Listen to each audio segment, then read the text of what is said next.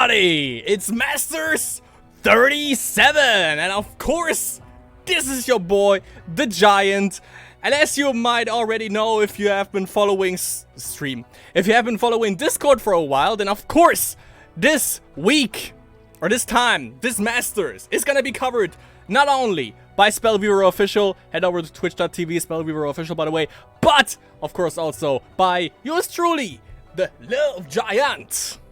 Let's do this. I'm, as you can tell, I'm super stoked today. Let me actually make sure that everyone knows that this is actually happening. Let me see. My stream for Masters has started. Feel free to keep a tab open. There you go. Alright, so Discord knows what's up. And by the way, I made sure that I'm gonna be communicating with Giotto, so that we don't have games overlapping.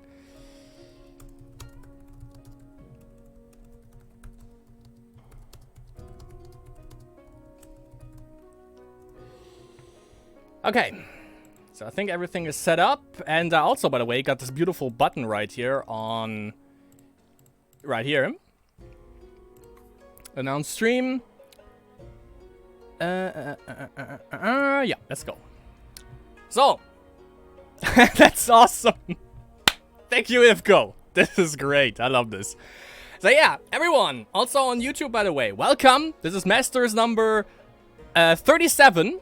We're gonna be covering this, and the cool thing about this is that this time, you can also, since there was What the Fuzz and an album have been doing, you can actually win certain cards and I think some packs if you make, let me check this real quick. It's on Discord. I sadly can't show you this because I don't know how OBS works, obviously, but if you go on Discord on the official Spellweaver thingy,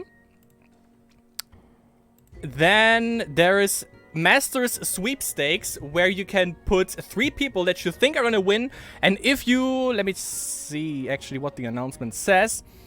Select your team of 3 Masters players and submit them via Commenteer. The player who picks the best team will win a starter pack, a hero pack with the hero of your choice, 3 random epics, and 6 normal packs. The player who picks the second best team will be awarded 3 packs.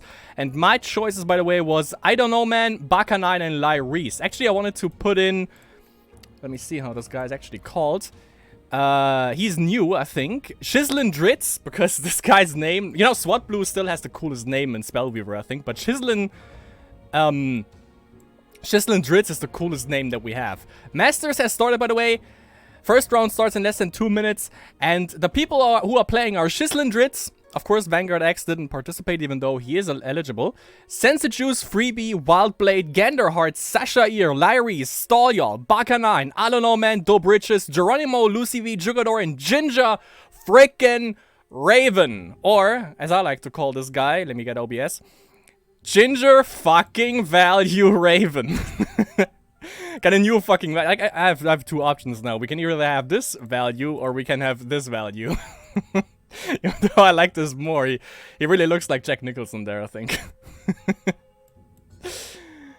Alright. Okay, so Giotto said they are gonna be streaming the top game of each round, but he's gonna let me know. So, okay, I'm fine with that. GG, have fun, everyone. Let me put that in here. Give us some spicy memes and games. There we go. Alright. It's awesome to see this in game, actually. It's pretty cool. Huge thanks, Ivko. This is great. Okay. 5. These freaking Christians, by the way. God damn. Alright. I should teach him a lesson. Wait, there's my opener. Awesome. Because, you know, it's not a Love Giant stream if we don't have a beer or if we don't have whiskey. So that is gonna happen. Comment Pepe meme, by the way, in the chat. I hope I am. I really hope I am. Okay, so we have Sashair and Bakanine, Sencha Juice against I don't know man, Freebie against Chislin Dritz. Wild Blades gets a bye, that sucks. Ganderheart against Lucy V, and Lyrise and Ginger Raven, that sounds spicy. Stolion against Jugador. Okay, okay.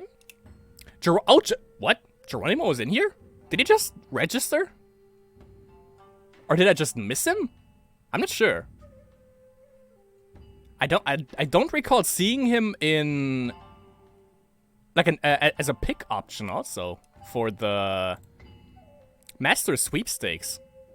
But that guy is my mentor basically in terms of one turn heal, so all right. So Geronimo. Yeah, Geronimo against Dobricious. Ginger Raven Lyrise, yeah. So I'm just gonna wait a little bit for Jotto. What game they're gonna cover. There's actually a lot of options here. Those are some awesome games. Not sure if Geronimo is actually playing one turn heal again. Would be nice to see. Lucy V is kinda I always see him. For some reason when I see Lucy V, I always see Birkening Rage. Probably because of his avatar. Stoliol Jugador also sounds cool. Lyrise against Ginger Raven also sounds pretty damn nice. So, yeah, I'm just gonna hop in Geronimo and Dobricious until I get a message from Jotto. Oh, Geronimo. Okay, not playing, playing Shamans with White Exceedix Comseant. But he doesn't seem to play, one turn heal unless he, like, you know, hides it under Armen.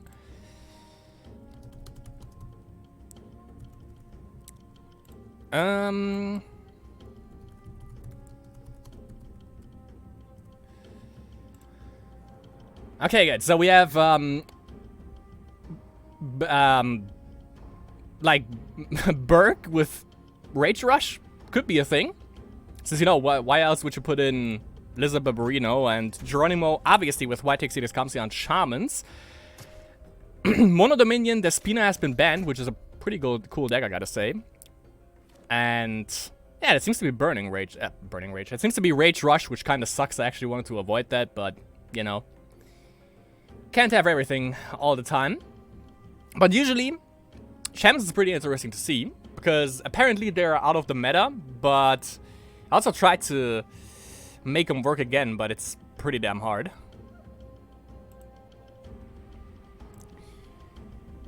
But we'll see. Maybe Geronimo can make this happen. If there was one guy that can make it happen, then it's definitely Geronimo.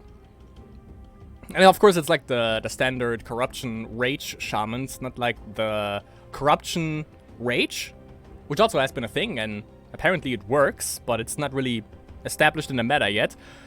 But of course, you know, Geronimo is there to prove us otherwise, that this is actually happening. Oh yeah, by the way, of course, let's not forget the most important thing about this whole thing right here, about the giant stream. It's the beer, obviously. Have some Kirin Ichiban today, Japanese beer. Kampai, everyone. On to Masters. And we have chickens. Also for Dabi.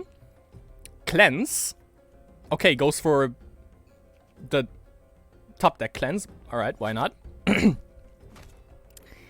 Yeah, that's a severe beatdown. Like, I don't know if Shamans can actually survive this. It doesn't look good. It doesn't bode well for Geronimo for now. Okay, Dragon Assault works, but of course 2 damage to the face. And 2 more damage from Dabi. From Dabi's Fia, to be precise.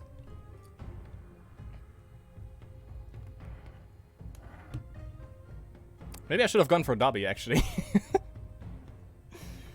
For sweepstakes.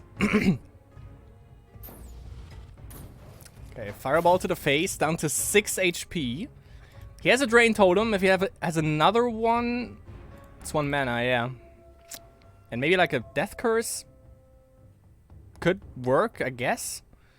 Nothing in hand, however, for Dobby. Only 2 cards against 3, 4, 5, 6, 7 for Geronimo.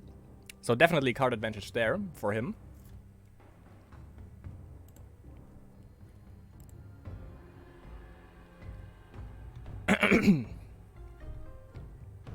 But of course also the removal from Dobby is pretty damn good with Double Chop. If he doesn't put down, obviously, the Junkyard Priest, as I like to call him, Offering Yard Priest, then everything else is pretty much safe, I would say.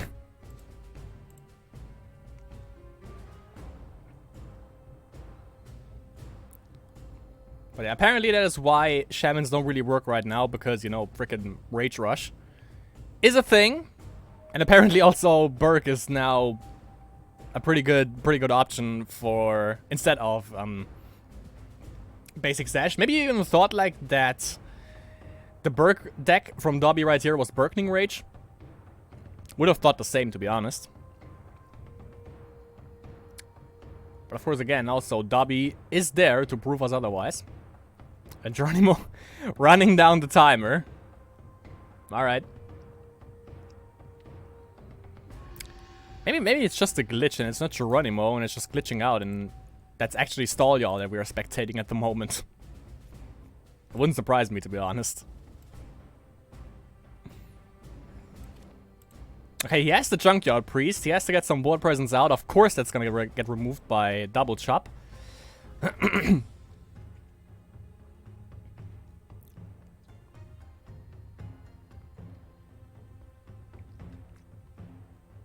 Ancient Ruins. Alright. So Wisdom Rage Rush, basically. I can see that happen. Doesn't go for Double Chop, however. Nope. Doesn't work. For a second I thought he used Spark, because that would have been pretty damn funny. Because it wouldn't have done anything. Removes the Golem, so inclined to see what he is gonna do with those 4 mana. Totem of Legends, Death Curse, maybe. Sanctuary. Oh, apparently he doesn't have a Shaman in hand. Lightning Totem helps out for sure. Uh-oh. 2 Fireballs and it's dead, or 2 Symbols. But of course, only 2 cards in hand now. One of them is a Shrine. Fireball. 1 more card. Oh, Jesus Christ. He has to put down some Shamans right now to get that Drain Train going, because he needs like an Offering Yard Priest and 2 more to actually get out of lethal range. Unless he has another Drain Totem. Totem of Tortures. Oh, there we go. Rocky. Perfect. Perfect draw. Totem of Legends, obviously. Lightning Totem shouldn't use it. 2 mana. He is not out of lethal range, which definitely sucks. Got the Junkyard Priest. Obviously has to use the Drain Totem. At least he's out of Symbol of Fury range, so there's that. But of course, every time Dobby draws or DOs and draws with the Shrine, it's a little bit closer to possible death for Geronimo, which is definitely scary. Also, by the way, he has Elrike, so that's another draw. And Elrike, obviously the Path deck, I think, which I also play, by the way, and freaking love it. Or was it a Path deck, or was it like the Wonderbird thing? No, Elrike was the Wonderbird deck, right? Which is also a Path deck, I think. It all blends together somehow, but I just know for sure that I also play this deck and I really love it. Like, if it gets going, it's terrifying. So 3 HP, 1 more Rocky to keep all the totems would be ideal for Geronimo now. Mountain Sanctuary is on cooldown, so he can't use that to fish for another totem.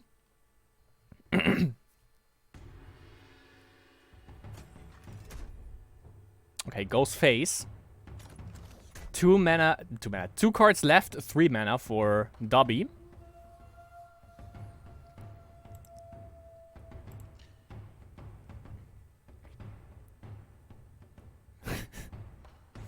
To go phase or not to go phase.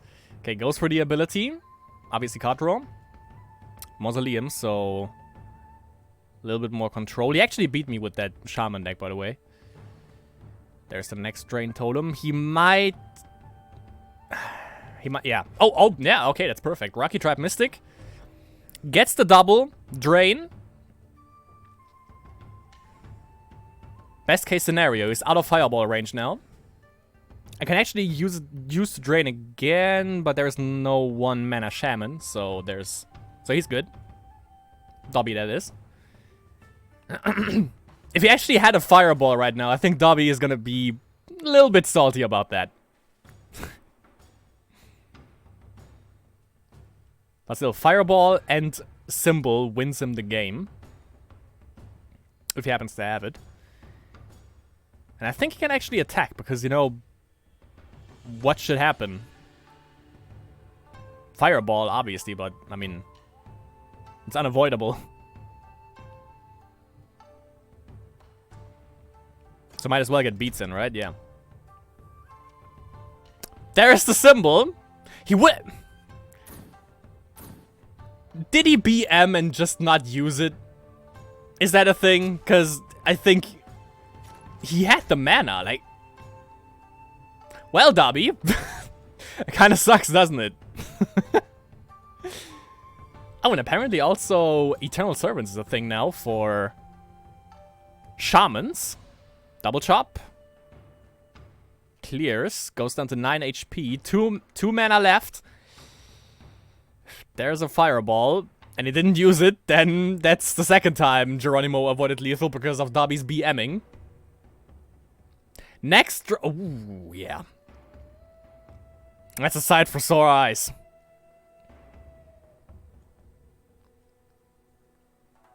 Totem of Legends. And he obviously he has a freaking Shaman. So goes for 2 more HP, that's 5 HP, plus an additional card obviously through to Totem of Legends. Definitely don't use this. I mean, he could to just kill off the Death Curse to like to do 2 damage, but he...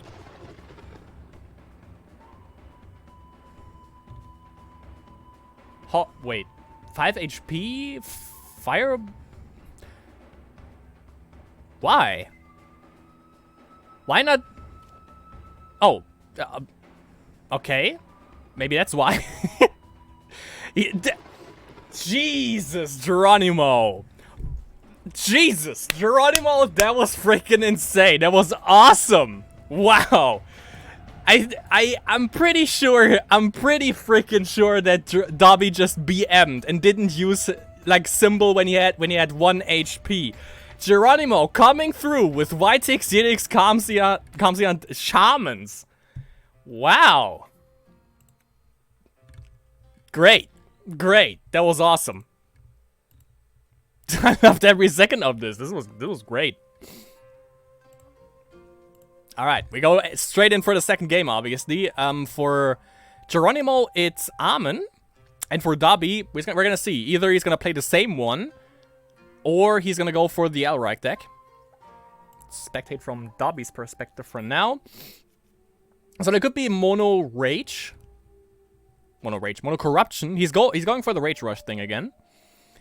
And Geronimo with Amen, possibly Corruption Control, wouldn't surprise me. Which actually makes sense, because, yeah, with this he has, like, mixed things, but... yeah, okay, so it's Mono Corruption with the slight Wisdom Splash. Underground Maze, so he's gonna play that for, he has the slight Blue Splash for Catacomb Keeper. To get card draw going, even though that's not really a big problem for Corruption in the first place. And Sparks in for New Horizons.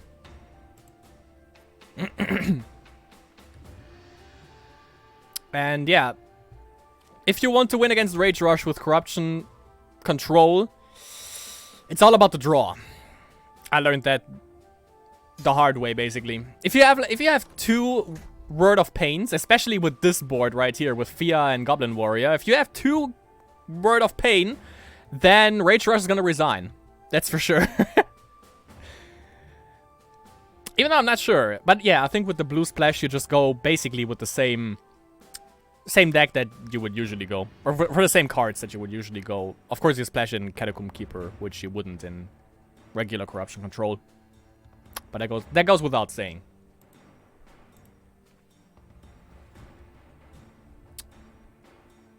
Okay, Sanctuary for Geronimo. AKA Sanctum.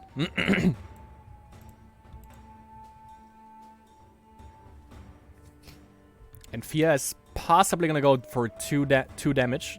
Yeah, 2 damage. With 2 energy.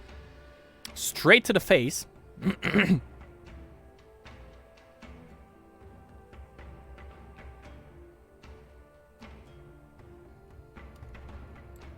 me check real quick again. Because I already forgot who I actually voted for. I don't know, man. Bacanine Laris. That's what it was, right? Right.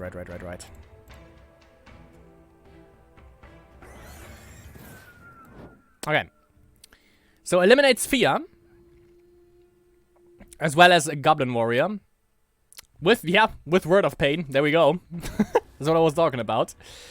Changed Underground Maze to the Corruption aspect. So 2 Corruption aspects now for Geronimo. And we have the Boar Rider, who can attack and block anything. But of course, that's not the main point for Goblin. For Boar Rider. Sanctum. And that's board control. However, Dobby is still in a good position. 5 cards in hand, so definitely room for improvement. And room to put something on the board. Let's see what that is. A Tulululululan raiding party. Okay. So it's not, like, completely Rage Rush. It's a little bit different. A little bit more mid-rangey. +2 attack and a shield. Thanks to both aspects. For Tululululan raiding party. So 3 HP, it's still doable. Noxious Fumes. Consume Spirit. All works since there are not ping damage. Obviously, Consume would be better if he goes up 1 more aspect. And of course, there needs to be a second creature out. Which I think we are not too far away from, though.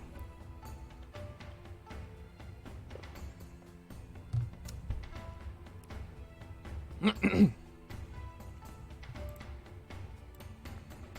obviously, you know, it's Masters, so both players need to take their time right here.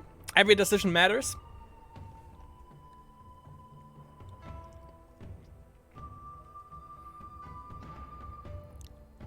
And Geronimo almost has this. By the way, Cruel Tech doesn't play this time, right?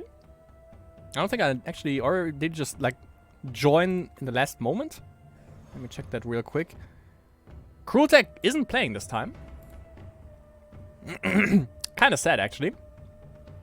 Because I think some people actually voted for him. And we have Tombs for Geronimo, so a little bit of value engine. Even though he can just ignore this completely, Dobby, because, you know, it's 1 speed and 2 damage. And he's definitely swinging in for more, and he obviously has a speed advantage.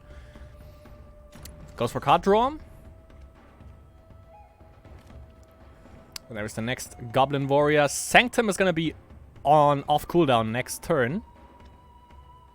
Which is a little bit late. And by the way, also, you know, second reason why Dobby doesn't have to deal with these zombies is because he has Burke, Double Chop, which also obviously completely kills them off right away. Just with hero ability. So yeah, no need for any kind of concern from Dobby right here. He might actually have this, if Geronimo doesn't have an answer.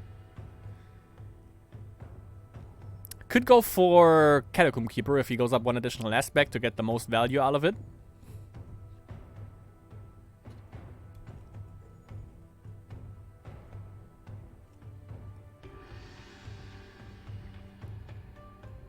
But if he manages to actually clear this board, then Geronimo definitely, once again, has the upper hand in terms of cards in hands, because Dobby is now down to 3, which, you know, doesn't come as a surprise, because everything that he plays is basically dirt cheap, aside from Time and 10 raiding party.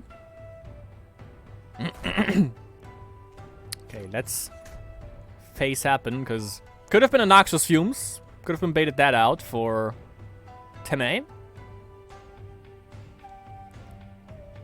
And let's not forget, Geronimo can also transform, so there's also that. Which he needs 3 corruption? 2 corruption, 1 random, so yeah. He could transform now. Not sure what he would go for, though. Maybe Advanced Zash would clear. Advanced Darius would stall. Hermillion wouldn't make any ding-dong damn sense. Not entirely sure. Goes for New Horizons, however. Underground Maze for another corruption aspect. And the Word of Pain. Seems Flare. Obnoxious Fumes actually clears 10 raiding party next turn. If he happens to have it. But I can actually see a Catacomb Keeper coming out. There is the chicken. When in doubt, chicken.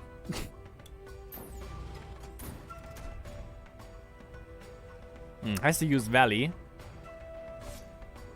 And Geronimo down to 4 HP. He might need to transform now. Which would leave him with 2 mana if he goes up, mana.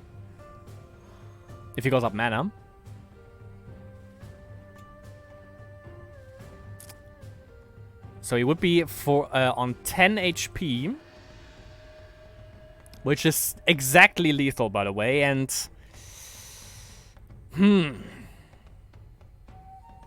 That is exactly lethal. And he's only left with...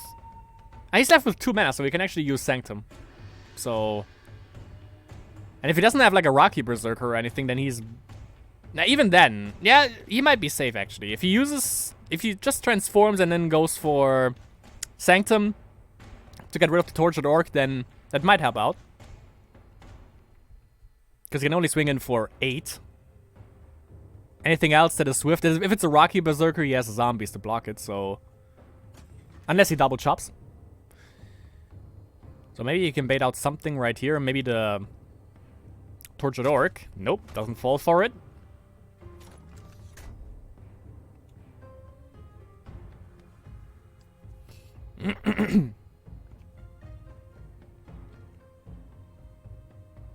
Yeah, you went up mana. So let's see what he goes for. Could be Advanced Darius to stall the board. Could help out. Okay, Demon Overlord, Mr. Armin. Alright, okay. Now Dobby needs Armin and just go for Hermillion or something.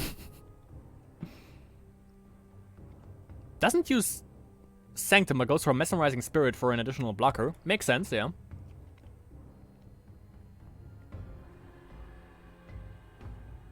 Of course, Death Curse would have been way better, though. Death Curse would be like a godsend. But yeah, you can't go... Oh, Symbol of Fury, I think. Doesn't even go for hero damage. Okay, now Armin is coming out. Exactly lethal, and then we have him. The 4/4 Demon Overlord Armin, which is it's getting power discharged and double chopped. Okay, all right, perfect. Exactly the amount of mana that he needed. So we get to see all of their decks, which is definitely nice.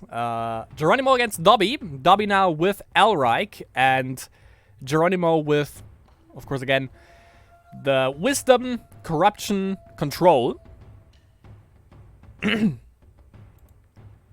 Berg, bigger Armin. Well, I mean, Armin can transform into Berg, so, you know. Well, yeah, bigger Armin Demon Overlord. In that case... If you have that top deck luck with power discharge, then yeah, definitely.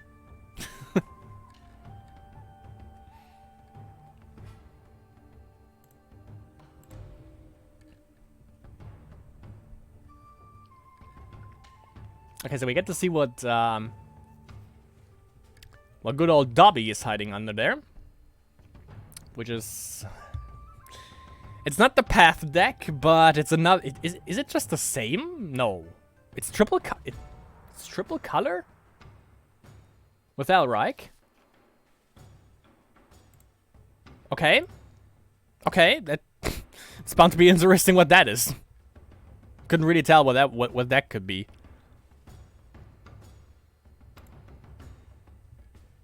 What in the hell?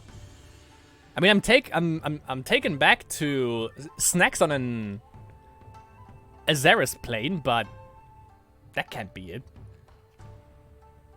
But what else would that be? If that still works, by the way, then Dobby, I need that deck list for sure. Cause I love snacks on an Azeris plane, but the problem is now with the change to Parallel Evolution, you need 2 wisdom levels, which just takes too long, I think. Dread Knight. Okay. Well, Value Engine is going for Geronimo with Tombs. So a little bit of an advantage there. So it's not snacks on an Azeris plane, but, you know, probably wouldn't work in the first place. So there's that. Geronimo goes for the DO.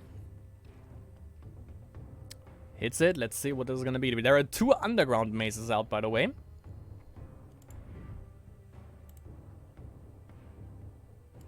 What is that even? Shrine Resource, okay. So you can't possibly remove this in any way, shape, or form.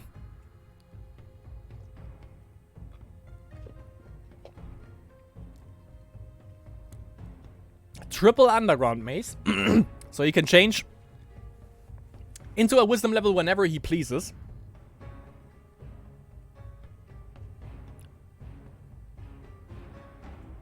Can also... Yeah, okay, so that also basically works for Reanimator, by the way, with the ability. Underground Maze, probably the only shrine resource that is actually good in the current meta. Nightmare Crab! Wow. Stuff that... the stuff of nightmares. Dobby bringing out the guns right here. Jesus. Clears the board from Geronimo down to 14 HP. That's actually terrifying. That's 10 damage coming in every damn turn. Yikes. Which, yeah, of course, you know, you can diminish some of it by blocking the Dreadlock's Knight with the zombies. If he doesn't have any way of removing them. That is. And he might actually need to transform in a little bit. He has the aspects for it, but given that Demon Overlord is like 1 speed now, and he doesn't have any means to actually gain speeds, that is pretty bad. Double Noxious, never like doing that. No one does, I think, but, you know, you gotta do what you gotta do. With the addition of the new cards and, you know, the HP that these creatures have now, Noxious not as good as it used to be. Crip! Arcane Summoning! Crip coming online right away. Jesus. Jesus Christ. So that's a high, heavy hitter deck. For sure. That's lethal. That's fucking lethal. Oh my god, Dobby. Bringing out the business. Oh, wait. So, Underground Maze. Still is on 0, however. On 0 mana, that is. Kills the second one. For triple corruption, but of course can't do anything, and that's exact lethal. Jesus, Dobby! That was... that was impressive. Okay. And he fought so damn hard, even. Okay. So, what else do we have? We have Lucivia and Ganderheart. Gingerraven and Lyrise. Let's check this out.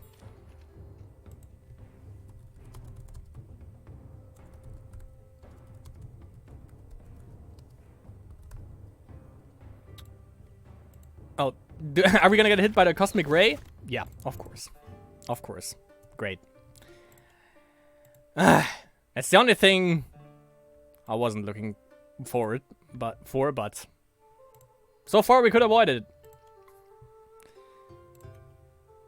Let's see. Okay, it's working. So we have Laris with... Yeah, that's basic, basic Laris.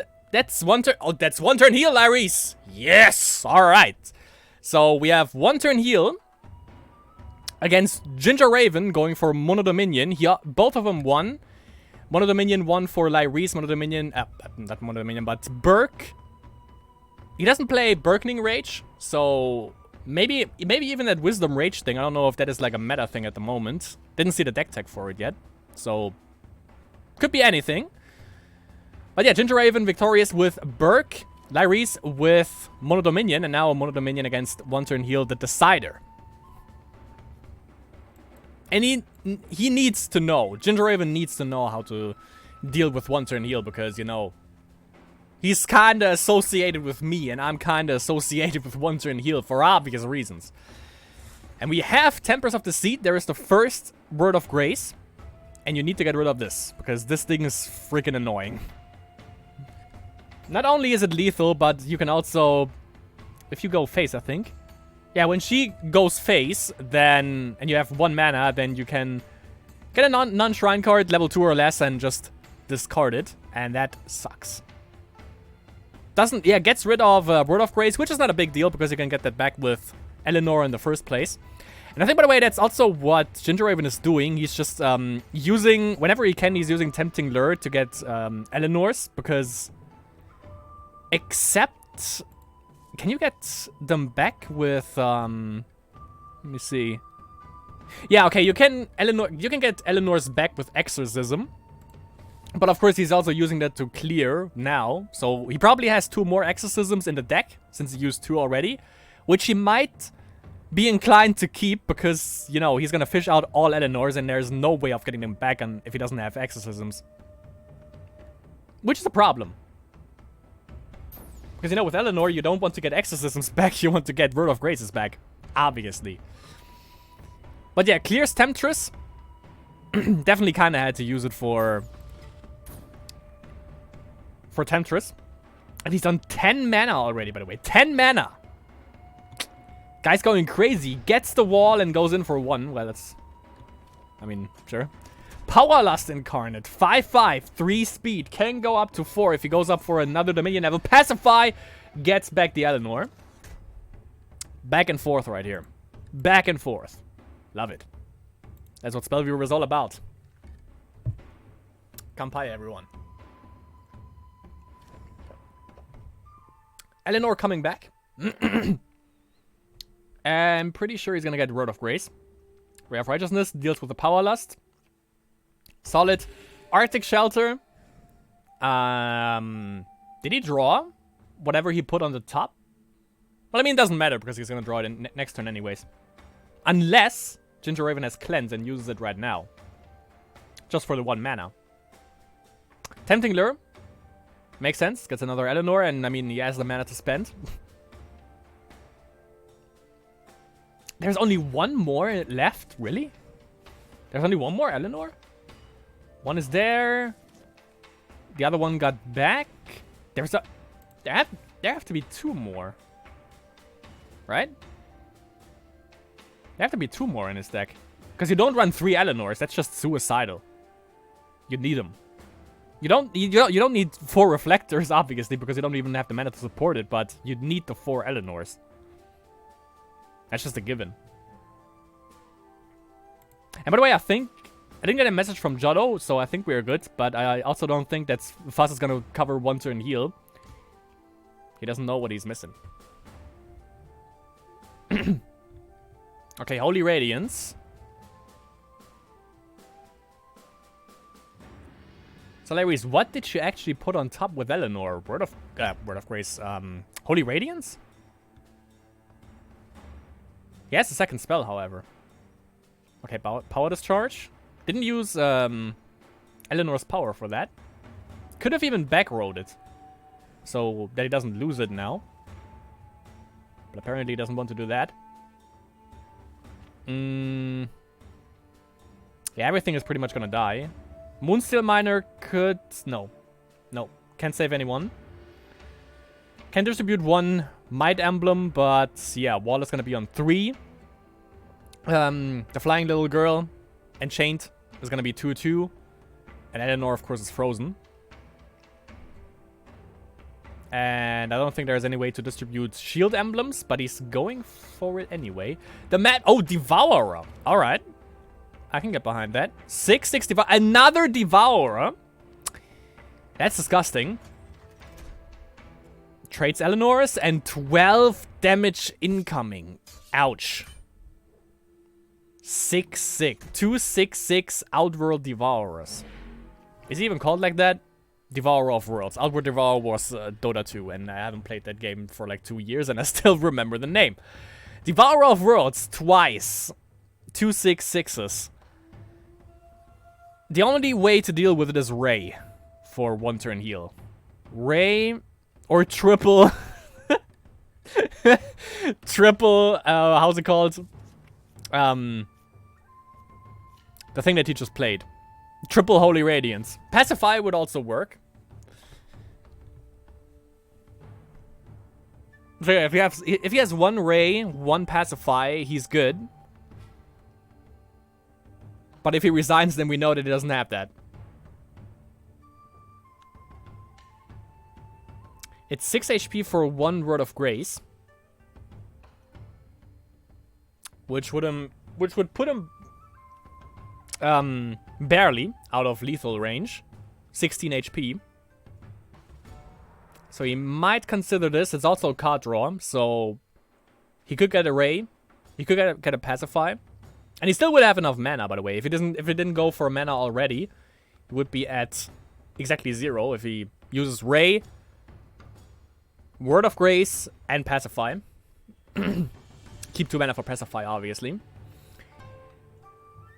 And as it is supposed to be, 1 turn heal has card advantage. 6 cards over 1 for Ginger Raven. So limited options right there. But problem is, of course, he has VATS out, so he can always bump up the Devourers. Which could be scary. 7/7 and a 6/6 Devourer. Hitting face. Not the best thing that can happen to you.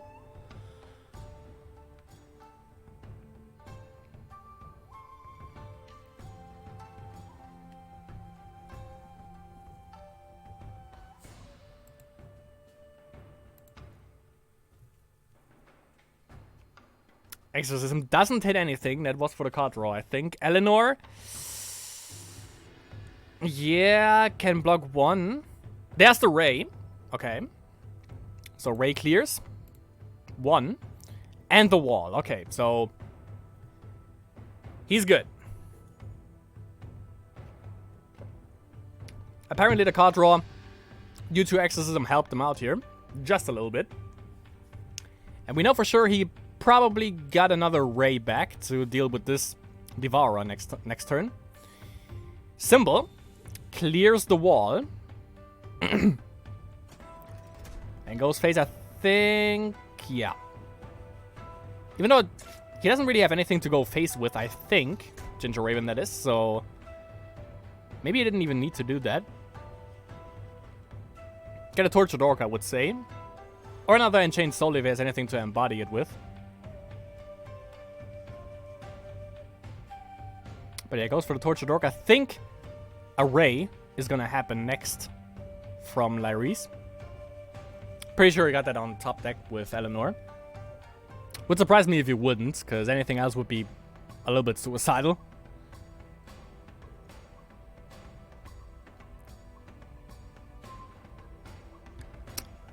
Are you gonna hit my boy with that Ray or not?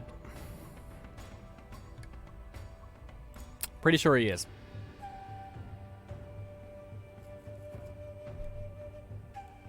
I might actually need to... The thing is, you know, with 1 turn heal, obviously, you can use basic Darius. The appeal is that, yeah, that 1 card that you draw might be the difference, but you have so much card draw. You have Power Discharge, you have Exorcism, you have Word of Grace, you have Thaumic, which you can use to, you know, also gain card draw with the cards that I just mentioned previously, but Yeah, it might be the decider that one card that you draw off of hero cooldown, because, you know, it doesn't drain as much mana as the other ones do, especially in conjunction with Thaumic, but I can't tell you how often actually Advanced Darius ability helped me out. Just stalling the board helps out tremendously, especially if you have that much freeze, with Flash Freeze and with Power Discharge, obviously. So Eleanor, he might use hero ability actually to draw whatever he chose, which now has to be a Ray if he doesn't have it already. Only problem is, of course, that I think that's his last one. Yeah, that's his last Eleanor. Even at least he, like, Ginger Raven can get it now. Exorcism clears the Tortured Orc. And that has to be a Ray. That is a Ray. Always sucks when you can't get Word of Graces back, however, but... Wait, how many exorcisms did he use? There's the Shelter. So he's gonna get another Word of Grace with that. And he used 1, 2, 2.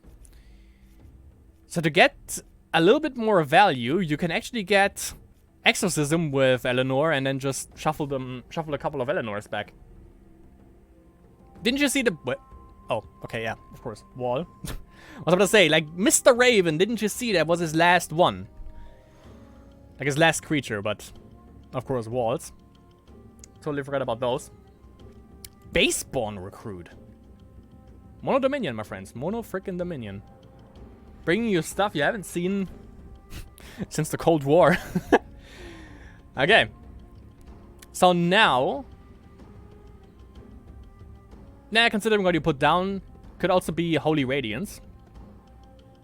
Even though Exorcism wouldn't be a bad decision to shuffle some Eleanors back. And some walls. So yeah, why not? But also Word of Grace, get a little bit of life back. If he has more exorcisms, then I can get behind both decisions, actually. Definitely don't want to be in his position, but apparently he's also thinking, like, really heavy right now.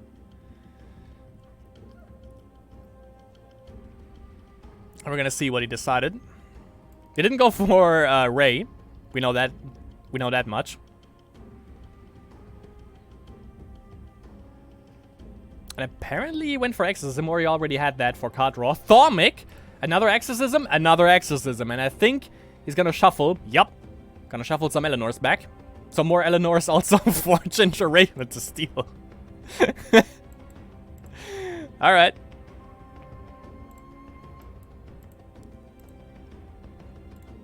That's intense. I love this.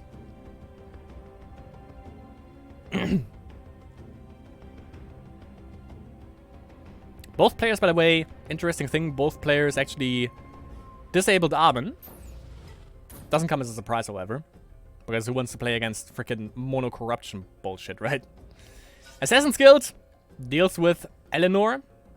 So he wants to keep his Baseborn Recruit, apparently. One Steel Miner on Baseborn Recruit, Pacify. It's a little bit excessive, but of course, you know, get rid of as much damage as possible, even though it's just one. Ancient Wisdom could Thaumic for 2 additional cards, but he's kind of milling himself out at the moment from what I see here, by the way. Okay, there's the Thaumic. 2 more cards. He needs to get the Word of Grace train going eventually. There it is. There's one. He can't Thaumic, though. Should have waited for that. Don't take everything so literally, my friend Lyrese. I think it was kind of a waste, because, you know, if you have like a Thaumic out... Oh, he missed the O. Already used up Valley. And he resigned.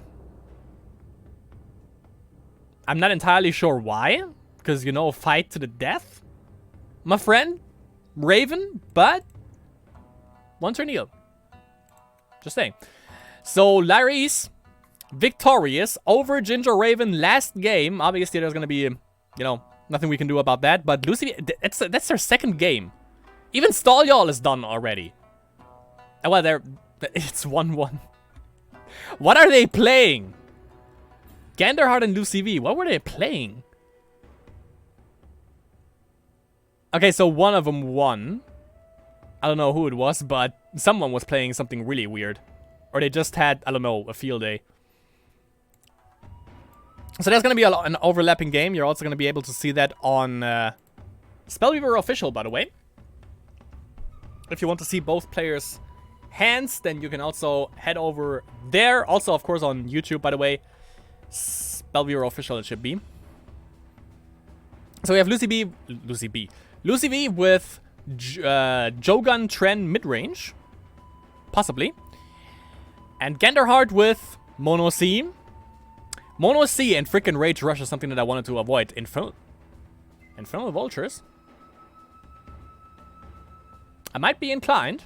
If it's milling, that would be kind of fun to see. Not sure how it would work against Jogun Tren mid-range.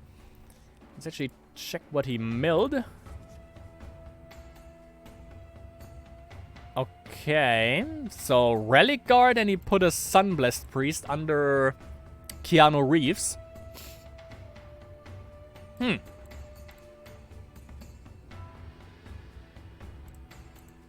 Alright.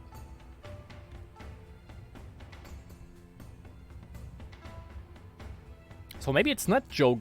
Nah, it could still be Jogun and Tren, and he didn't have Tren to put under Keanu Reeves. Could be a thing.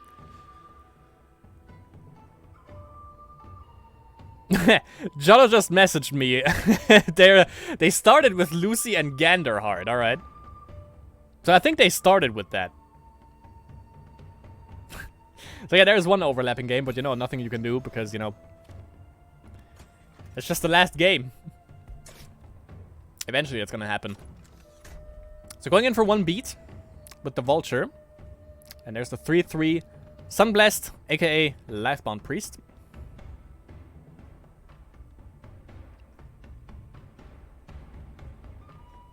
It's gonna be interesting. I actually obviously have to check Spellweaver official afterwards to see what took them so damn long.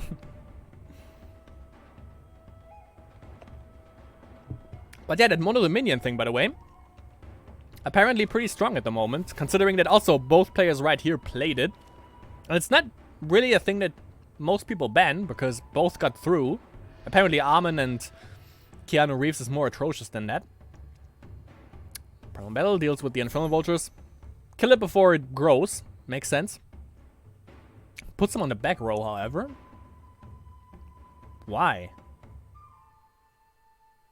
I mean, even Dragon Assault kills them on the back row, so... And you know, they were 1-speed zombies. Like, what are they gonna do? And yeah, Sanctum will also get you. Like, it doesn't matter.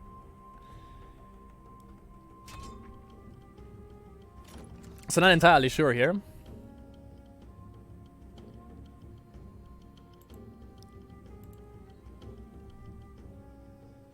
And by the way, just saying that, Genderheart, if you use default card backs, it's one of the 7 deadly sins. The first thing when you make a deck is not thinking about, like, what am I gonna put in? Like, what do I want to build? The first thing...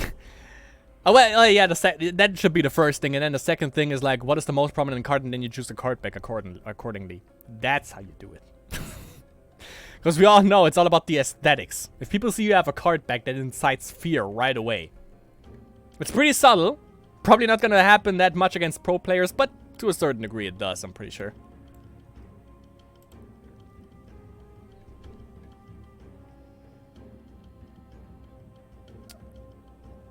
So Lucy with this 4-4 Sunblessed Priest on back row. Not really sure. Not really sure. If that is really like the Jogun Tren mid-range thing. There could still be a Shogun in there. Because Shogun would actually make sense, considering that he has 1-drops. But it looks more like priests for some reason. Since, you know, Relic Guard is in there. I mean, it's a good blocker, but... Usually, I don't think you would actually see that in the mid-range. The Jogun Tren mid-range thing. Sentry. Bumping up that freaking Sunblessed Priest. I mean, eventually you might consider, like, putting in Amirs on that. Because, you know, otherwise it just gets cleansed. And there's a Sunblessed Emissary. So you might have Namirs. Would be a double card draw. Would be pretty nice. Puts on another Relic Guard. So Ghostface, so just didn't even block with the 3-speed? Really? Well, maybe Noxious. But if he goes up Aspect, and if he has Consume Spirit, then that thing is... Well, that would have been a waste, because he could have gone in for additional beats, but yeah.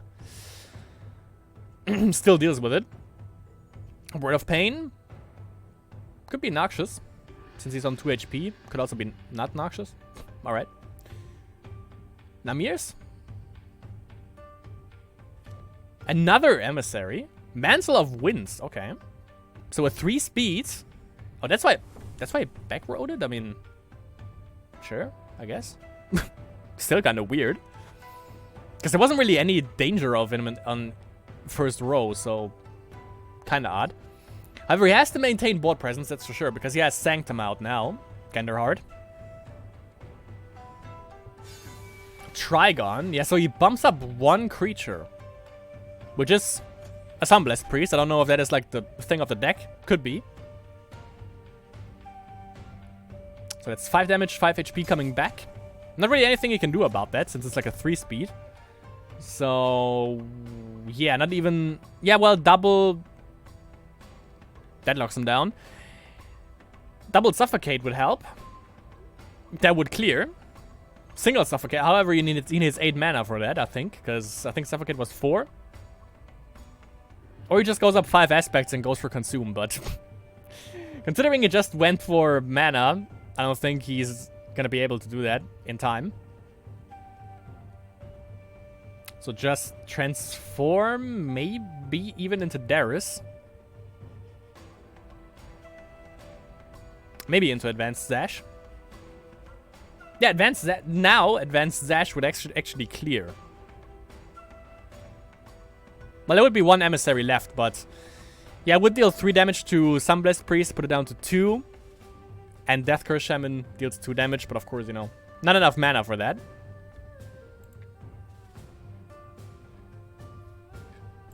Oh yeah, true, you can also fake out your opponent by, you know, choosing like a completely different card back, true. And, you know, it all starts with the card back. And then maybe if the opponent pays attention to it, like how many cards you actually run. That's an Archibald. Okay, but yeah, still this thing is 3 speed, so doesn't really care about an Archibald. And the block with the 3 speed. He has 1 mana left, so there could be a Noxious Fumes.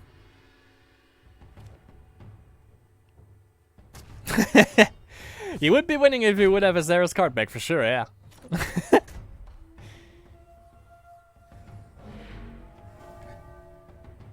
Okay. So he deals 2 damage to the hero, I think.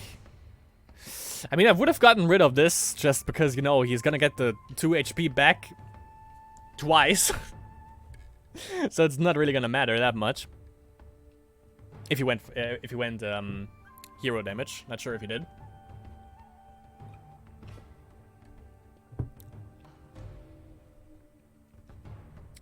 And I think Archibald is also gonna get removed. Just run like the 0 energy, one of the... no, well, yeah, the 0 energy without the Might Emblem Emissary.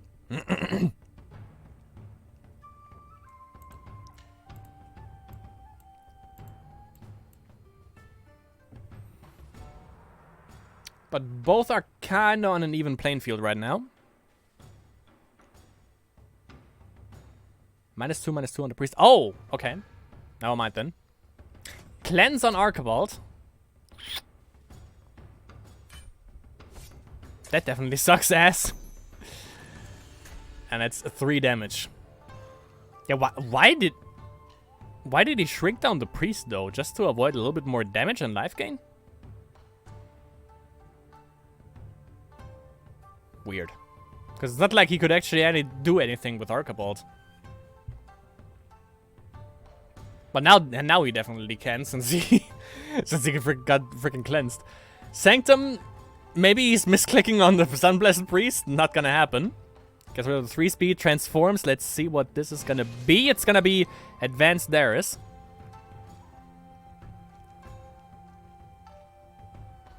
Okay, so he can stall next turn. He doesn't have lethal on the board just yet. Nothing on the Keanu Reeves as well. Yeah, but I mean, he could have just, like... He just uses Emissary to trade in with Archibald, and... I mean, he's 3 speed.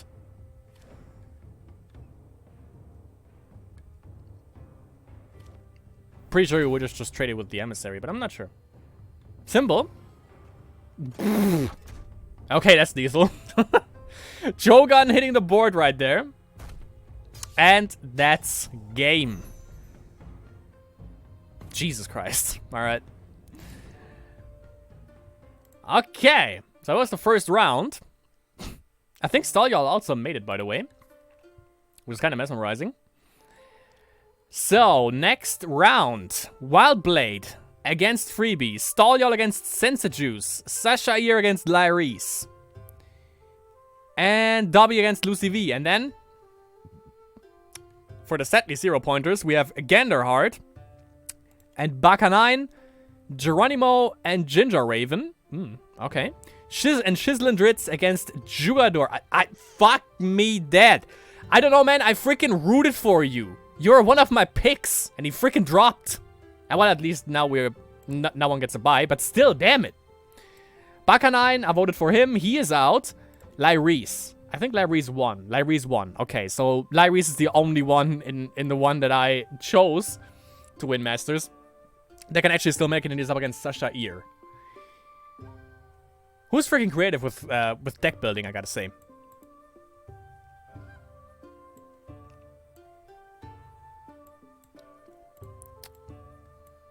Okay. So I don't know, maybe over on Spellweaver official you get Wildblade against Freebie. Could be a thing. Maybe even the Stalyal game. I could see that. We covered Dobby already, so maybe I'm gonna go for Lyris. Could be. Kind of sad though that Geronimo didn't make it because of his awesome Shaman deck. Which, like, barely made it because Dobby was freaking BMing. Still got the win, however.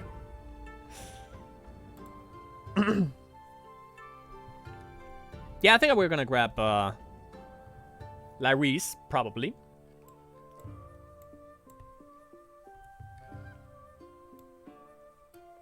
I'm just gonna wait a little bit then. But yeah, so far we had some pretty good matches.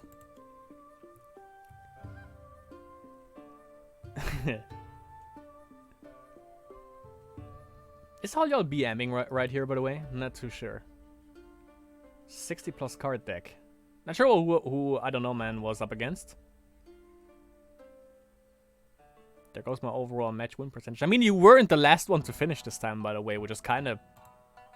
Which doesn't really happen any time.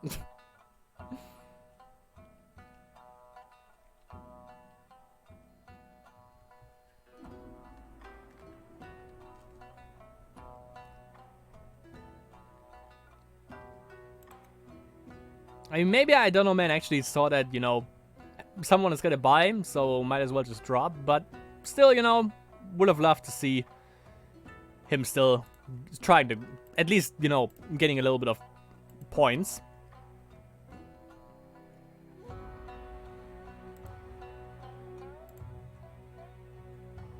By the way, who was the one that got a buy? Totally forgot that. Because it's one win by default. I think it was Wildblade. Yeah, I think it was him.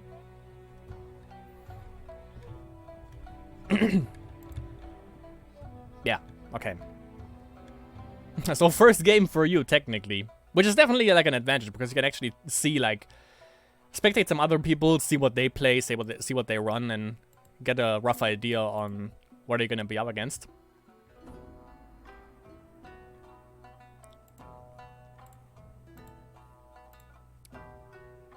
God damn it, guys. Does it really take that long for you? Let me just check real quick what Shislindritz is running, by the way. That could be interesting to see what this new guy is. Oh my god. Yeah, I think corruption control and just a bunch of rush things, especially for Jugador. So yeah, we're not enticing that kind of behavior here. We're not supporting that. So either... I don't really want to spectate Dobby because we already had him. So... we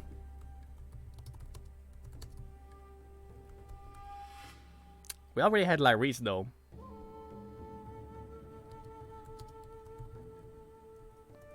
So, yeah, either Lyrise or Hall. I'm gonna go for Lyrise for now. Until I get, like, confirm from Jodo. Let's see what this is gonna be all about. So, Lyrise. Corruption Control. And, yeah, one turn heal. And for Sasha we have Advanced Espina and Keanu Reeves, which could be now Jogun Tren mid-range. Cataclysm card back, so you know what this is all about, by the way. And it's still cool to see that actually Mono Dominion, even though this thing got nerfed.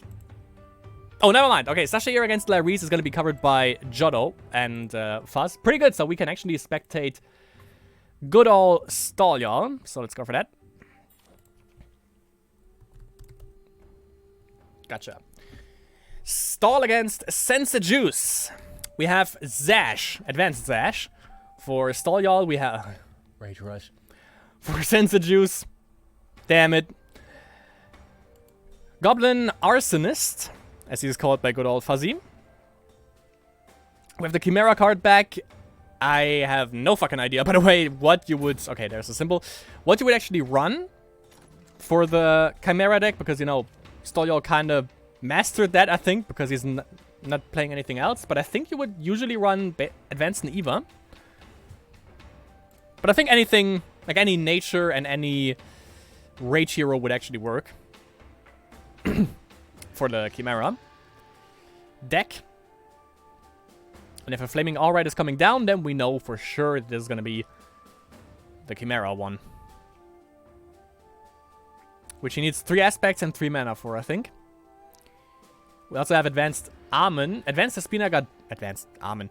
Amen for Sense Juice, and Advanced Despina got blocked for Stoliol. It was Keanu Reeves. Probably the Jogun Tren shenanigans. That got banned. We have Alright. Never mind. We used to have a Rocky Berserker until he took a fireball to the knee. So he's out of the game for now. So good board control as of now for Stoliol. Until the next turn from Sense Juice is gonna happen, which is probably gonna be a little bit more obnoxious. We're gonna have to wait and see. So there's only a Goblin. Tortured Orc out for Sense Juice. 2 more turns and he can actually put down the Flame Serpent as well. 4 mana, 2 aspects, but could also go for double aspects for Massive Assault, but of course it wouldn't be able to attack since... Oh, well, yeah, he has a 1-drop actually, a 1 mana drop, which would be the Goblin. I was even called the 1-2 Goblin. Tulululula 10 Raiding Party, that is anti-Rage Rush.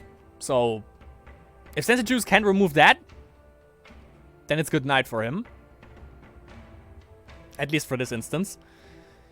But Word of Fire into Fireball would actually clear this problem. And he has the mana for it. And if this game, by the way, somehow is going to be done really quick, then I think we're going to check out what Wildblade is doing.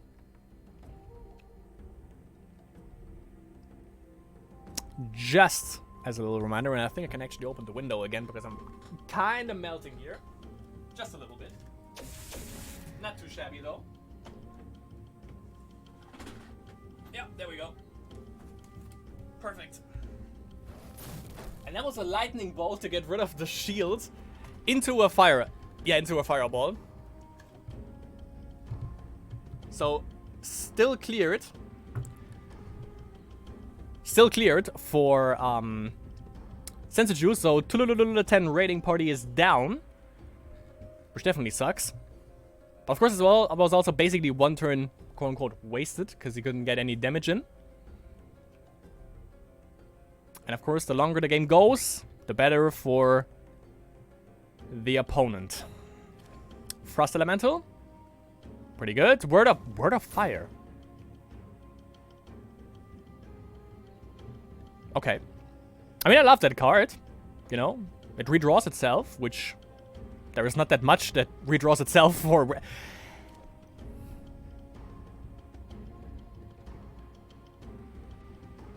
Gigantodon.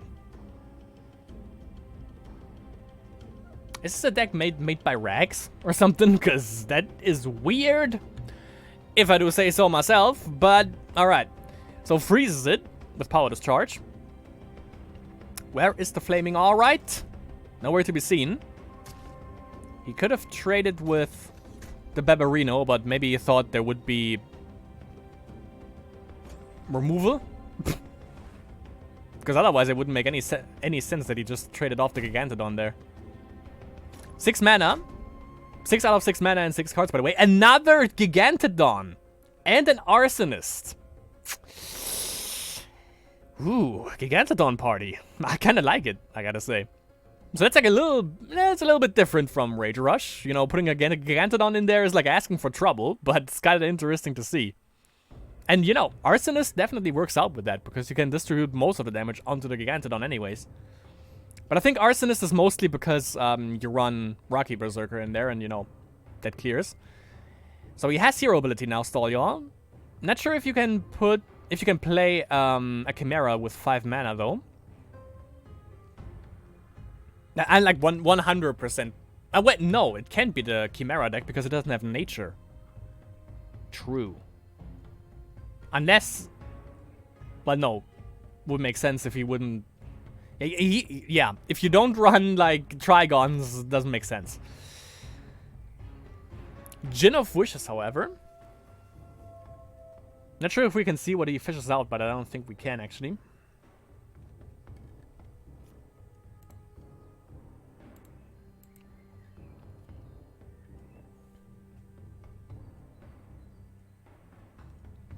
Oh, by the way, I just realized, like for the Lyree's game, One Turn Heal didn't get banned, so that's gonna be a great awakening for the Fuzz that he's actually gonna cover One Turn Heal. I would have taken it though, wouldn't have minded it. Circle of Fire, and it's almost lethal. Arsonist, that's a Might Emblem for the Rocky Berserker. There we go. And I think he pretty much dumped it. Did he dump his hand? I think it was only one card though. Nice, yeah, okay, 2 cards, so 4 cards. Not that big of an issue, actually. And now, Hero Ability doesn't clear. If he doesn't have Flash Freeze to, like, kill off the Gigantodon, then, yeah, that's game. If he uses straight up Hero Ability, he clears 2 creatures. Rocky, Berserker, and the Gigantodon are still gonna be up. Which he can block. Both, I'm pretty sure. Pretty sure he has something else that has like 2 speed, maybe even 3 speed. In this deck. Another 10 rating party would actually also help out tremendously. Would actually also kill off the Rocky Berserker.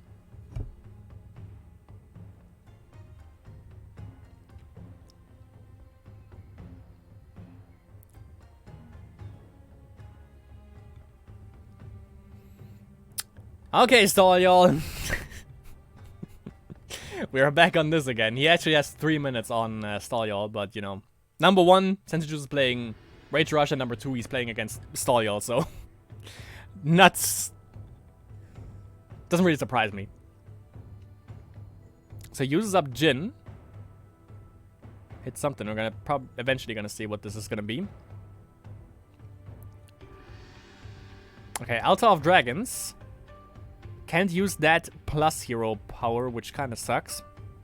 Can't even use Fireball and hero ability, so he needs like 1 mana spell, which only Flash Freeze comes to mind.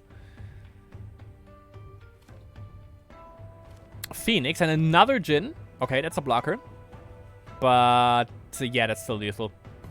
So the Resign and Rage Rush wins against the stallest of y'alls. And of course, we're gonna jump right back into the second game. From Lithuania, since it's juice, by the way. Spectate from his point of view. Sense juice. Probably. Corruption control against, probably, Dominion control. Which now is a thing, which actually makes me, as I've stated, you know, really happy that that is actually a thing now. Haven't really played against it, though. So, I can't tell if it's more obnoxious or less obnoxious than...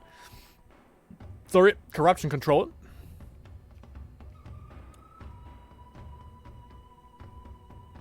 With a light wisdom splash again, so yeah, that seems to be the new black now. Literally, corruption.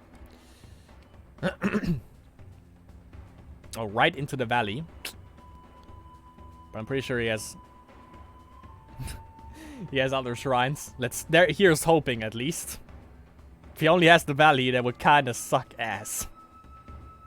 Okay, works out. Power Surge right away. Okay. Seems kinda excessive, but alright.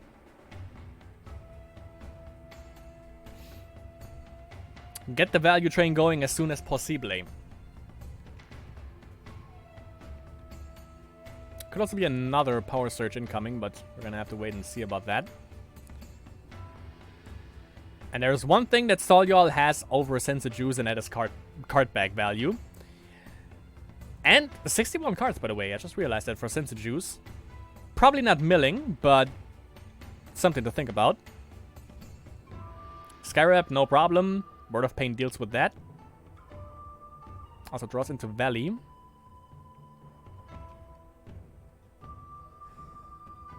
Curse. Mono Dominion is pretty reliant actually on spells, I would assume.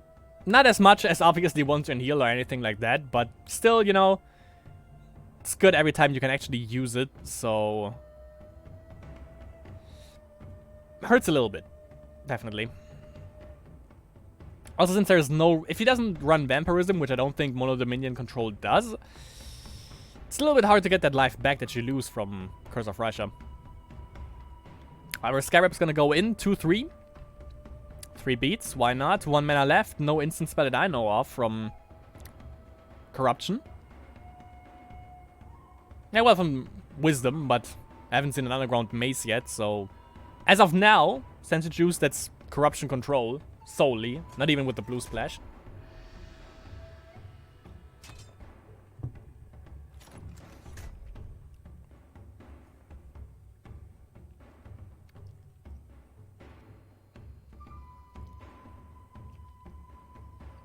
So let's see what this is for Sense Juice. That's a Tombs. Alright. But still, obviously advantage for Stolyol, just in terms of speed alone. He's gonna grow that again. He is. So that's a 3. That's 2, 3, 4 Scarabs.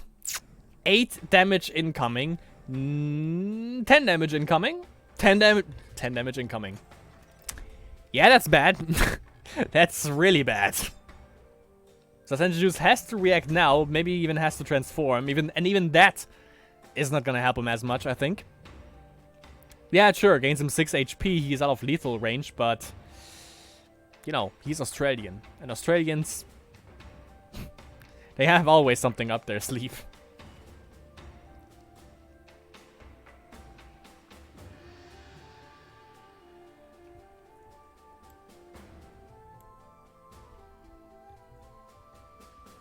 Oh, okay, there's the Blue Splash. So... yeah, he has to transform, pretty sure. Let's see, 12... if he buffs him up again, that's 12, 13, 14, 15 damage if he buffs up every crab once. Skyrab, sorry. Is it a crab? It's a spirit, never mind. Yeah, that's still lethal. If he buffs him up, yeah, there it is.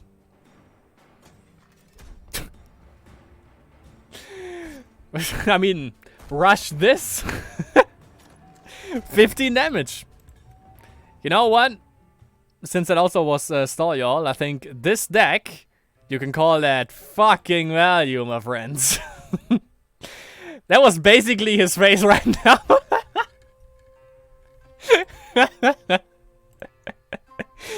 I can actually imagine like Stallio, like when he had that crap, he was like, fucking value, friend. Fucking value. Or maybe he was a little bit lighthearted and was like, fucking value. Alright. So Stallio against Freebie. Game number... Freebie? Against Sensajuice. Game number 3. And now he has to deliver double Curse of Rashar out right away. He's not dicking around now, Sensajuice. He is in there. And that's against Stallio. Against the Rage Wisdom, which has to deliver now. And we know for sure that... oh, Life Force Essence, alright. Damage is right off the bat. But we know he has a 10 rating party in there, so that might help him out a little bit. Even though that not much, because, you know, Corruption doesn't have that many ping spells, so he can just get around the Shield Emblem at the very least, so that deals with it easily. Wall slows him down just a little bit. And goes for card draw right away.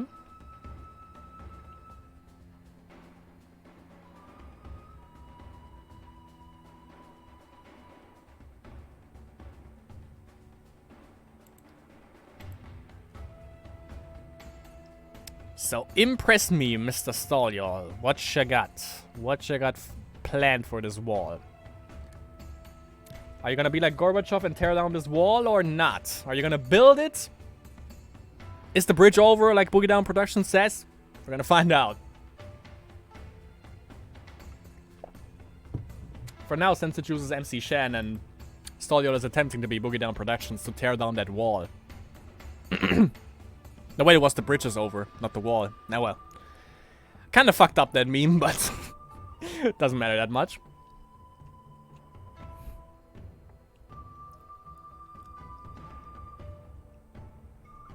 And yeah, we had that part where Stallio is just doing Stallio things. Let me actually check out what else we have going, by the way. Since Stallio is busy thinking. No one has... Shislin Dritz dropped, which kind of sucks, so 2-0 for Jugador there. But other than that, no one has finished their game yet. So they're all still going strong. We have a Jin and Value Engine for Sensajuice. Tombs is out. Even though it's kind of cool to see that Corruption Control is beatable now. Mostly with Mono Dominion of all things. Which is weird that it took off now, because... like, you don't see any of the new cards, basically, in that Despina deck, in that Mono Dominion deck that just, you know, appeared out of nowhere. So it's kind of odd why it just suddenly took off. Maybe because the meta now is adjusted for it. Could be a thing, but it deals with Mono Corruption Control, which is nice to see. And yeah, it's the light blue splash, but still, it's still Mono C, basically. Still the same cards that you would also run in Mono C. So, Wall, obviously a little bit of a problem for Sensajuice right now. Cannonade, prepare for a Ray, which I'm pretty sure is we're gonna be hit by. Curse of Raisha, obviously 2 damage for him right there. And the Cannonade clears and we don't get hit by a Cosmic Ray. So that's definitely a good thing for us. But still, yeah, he's kind of reliant. Stallio's kind of reliant on spells, so it's gonna be a little bit of a problem, like, competing with these 2 curses now.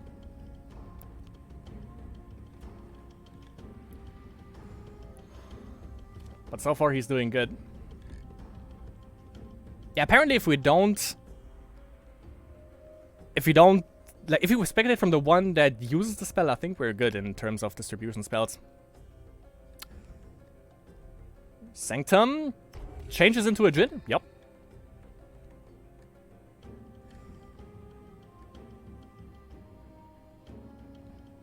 Ah, yeah, true. Makes sense, yeah. But isn't also, like, Rage Rush a thing now? I mean, yeah, you can ban it, but... like, Rage Rush is also still a thing now, so... kind of weird that people still play control decks. I mean, again, yeah, you can just ban it, but still... still kind of scary.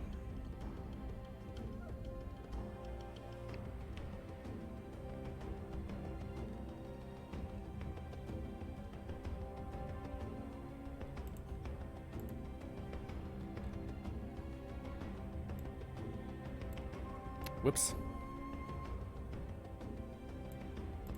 Alright. I think latency is also pretty good now. Yep, looks good. Alright. So any time now, stall y'all. You know? It's just saying. I don't mean to rush you, but you know, I would also like to cover some other games. Just saying. Yeah, just consuming the time. Just consuming the time. It's so typical of him. I should have known better. I think Wildblade would have been a better decision to cover his game. Oh well. We're gonna see. Like it's still... yeah, you can't really make out a winner now. Yet. A little bit of an advantage for Sensu-Juice just because he has the 2 curses out, and yeah, they hurt. They hurt a lot. Stoya is always playing for late game. Even for Rage Rush. Like if he plays Rage Rush, obviously.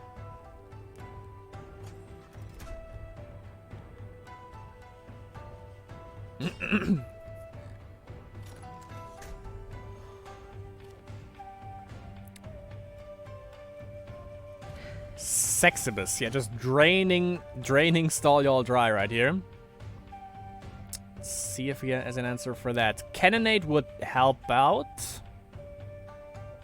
He would still have a zombie if he puts the target emblem on the Sexibus. Other than that, Dragon Assault would work, but he doesn't have a corruption aspect, so that is out of the question. Fireball, but then you want to use like the least amount of removal spells possible, obviously, just because of the 2 curses that definitely take a toll on him now. Okay, goes for Alter. That would make sense. Okay, goes for Life. Goes for Life Force, 2 damage right off the bat. And uses Alter. What did he discard? A Shrine. Okay, so that's not that bad. Best outcome that could be. Life Force. Maybe he has like Phoenixes even, but even for Phoenixes, Life Force isn't... Yeah, it's good, but you can't like give infinite mana, like infinite rebirthing to them. Since it's only 2 energy and a 3. Reanimate into Sexibus, so that's 5. So any other spell that he plays is gonna be a pretty bad idea. So he probably shouldn't do that. And there's nothing else to distribute energy to, so it doesn't even trigger Life Force. I mean, Firestorm would clear, but it would also clear him, so... Like, his side of the board, so... Not sure if he would be inclined to doing that. Also, only 1 wisdom level. Not sure if he like goes for double for like silencer. If he does, then Stall y'all, I'm pretty disappointed and disgusted at the same time. But apparently he doesn't run silencers in this. It seems a little bit freestyle-y also. Like nothing that will actually be in the meta now. The thing that Stall y'all is playing.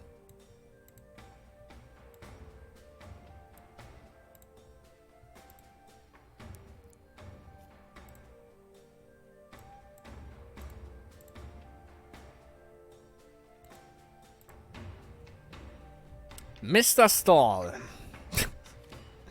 Let's check out another Jin. We're gonna see if that helps out. I mean, yeah, you can spell fish for, I think, artifacts and spells. Yeah. But, I mean, they do more harm than they do good. That's the problem. Freezes the Sexibus. Oh yeah, I forgot this thing has reach. True. I didn't even realize. So clears the Sexibus, which is not that profitable because he can just get it back with Reanimate, so that kind of helps him actually. Like 2 more Sexibi, whatever the plural is, and it's game. Okay, there's the Underground Maze. Sanctum. Probably, yep. Frost Elemental. There's the Reanimate. Sexibus, number 1. Let's see if he has another Reanimate. Or not just another Sexibus in hand. Could also be a thing. I think there's like 1. No, there's none in the graveyard. So he's kind of safe there. But it means 3 more Sexibi are in his deck at the moment. So not a good time. Has to use Valley Firestorm. 3 mana left. Let's see. Phoenix. Okay. Doesn't rescue him or get him out of Sexibus range though. So he just has to hope every time he draws that it's not into a Sexibus. Basically. Reanimate Sexibus. There we go. Alright. And the win for Sensijuice with obnoxious decks for sure. Okay, so we still have Wildblade and Freebie, so we're gonna check those guys out. 1-0 for Wildblade.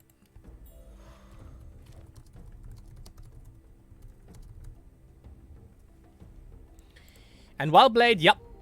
As anticipated, of course, that's Burkening Rage. Has 3 Pegasi out already. Forced Labor as well. Let's check this out, because I really liked playing this deck as well, by the way. So it would be 1 trigger to activate it, with this, which is Fire Blast, Symbol of Fury, so those are gone. But he still has apparently all detonates in there, which you don't really want to use now, because it also kills off the Pegasi. But, yeah, well, you would use it now, because Freebie is down to 5 HP. Still didn't transform, though. But it would be lethal now if he doesn't transform. Which he should.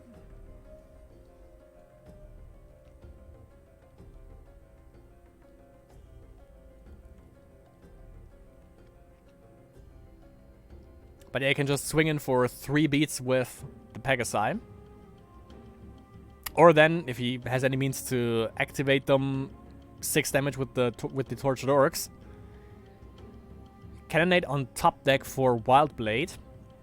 So not looking too hot for Freebie at the moment. Wildblade might actually have this.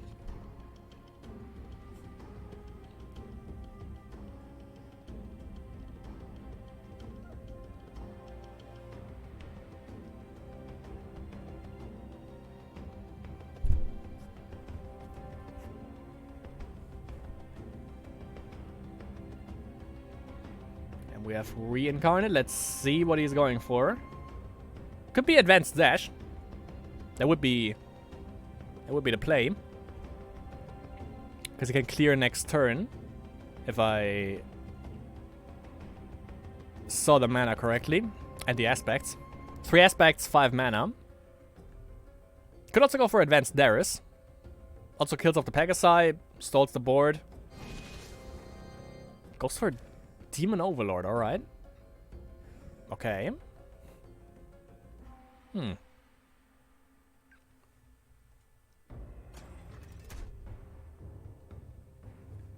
Oh yeah, I forgot with the Pegasi. Oh yeah, I totally forgot about that. Yeah, with the Pegasi you can actually just attack with when you have enough. Yeah, true. So yeah, it made sense, because that's exactly lethal right here with the Angel of Retribution. Fireball into Symbol of Fury, dead. Wildblade 2-0 against Freebie. That was a beatdown. Jesus Christ. Alright, a little bit of anger issues apparently for Wildblade. Made it happen, however. Okay, so Sasha Ear and Laris is still going, so let's check out Dobby and Lucy V's and Sasha Ear and... what was it? Sasha Ear and Laris is going to be covered by Jotto and Fuzz. We have Lucy... Oh, Lucy V with Giara. Dobby with his triple color special. Gauntlet Dungeon even for Lucy V. Order or Corruption. Alright. So maybe there's something Order related in there. Could be. Maybe not. Symbol of Decay. Doesn't get anything though. Didn't hit a creature there. So that's a 2-2 Battle-Scald Elder. Could, yep, was about to say, could trade right into it. 0 mana, so there are no shenanigans. Nothing he can do. Oh yeah, Noxus, I guess. Oh yeah, it was a Gen Illusion, obviously. But 9 cards against 2, so card advantage for Dobby, but since that Giara is on the board, gonna be tough to deal with. He doesn't have any freeze or anything. But I mean, he runs Wisdom and Rage, so... And probably not that many Rage spells, because they are probably under Burke. We have Crip. Arcane Summoning gets that Crip going right away. 7/7. Still a heavy hitter. He can Primal Battle onto the Giara. That's what you do. Damn, Dobby. That deck, though. It's... okay. If that would be Mono Corruption Control, though, he would be pretty much shitting the bed, I think. Because, you know, he just plays heavy creatures, and you can't play too many in one turn, so... Like, Sanctum would just completely wreck you, I think. But so far, that freaking deck delivers. That's actually mesmerizing. And another Giara. Servants gives him 1 HP. Has to transform. I don't know how often. Every time I say that, by the way, take a shot. Every time I say in this Masters he has to transform.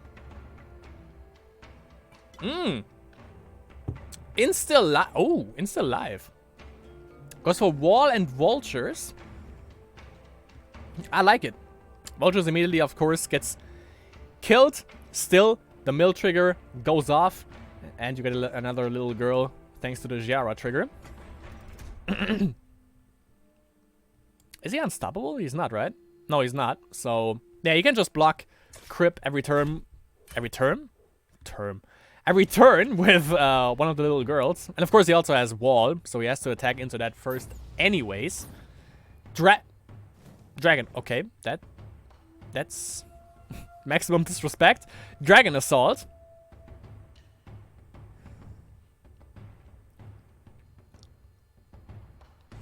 Alright. Gets a little bit of the card drawing. Dread Knight. 7. Dobby. Solid. Solid place. Damn. That deck is a force to be reckoned with. Jesus, I love that. Dobby is going ham now. 2-0 for Dobby against Lucy V. And Larry, oh no, never mind. Okay, I was about to say, like, Larry's against Sasha Ear is still the last game going, but of course we're gonna hop over to Geronimo and Ginger Raven because, you know, as I've stated, the other one is getting covered by Fuzz and Jotto. Pretty sure they're on the 1-turn heal game already, which is funny. Geronimo, like, that is a clusterfuck. A prosperous ruling. Prosperous freaking ruling. Vampirism. Cloning Vet. 15 mana. Dominion Order Wisdom. Wow. Wow. That's interesting, I gotta say. I don't even know what the frick this is supposed to be, but I freaking love it. We have a Bezarog out there with the second ability, which is not that big of a concern because Geronimo has 14 HP, even though he can get Grim Abomination, which is a pretty good card. Giara is also on the board.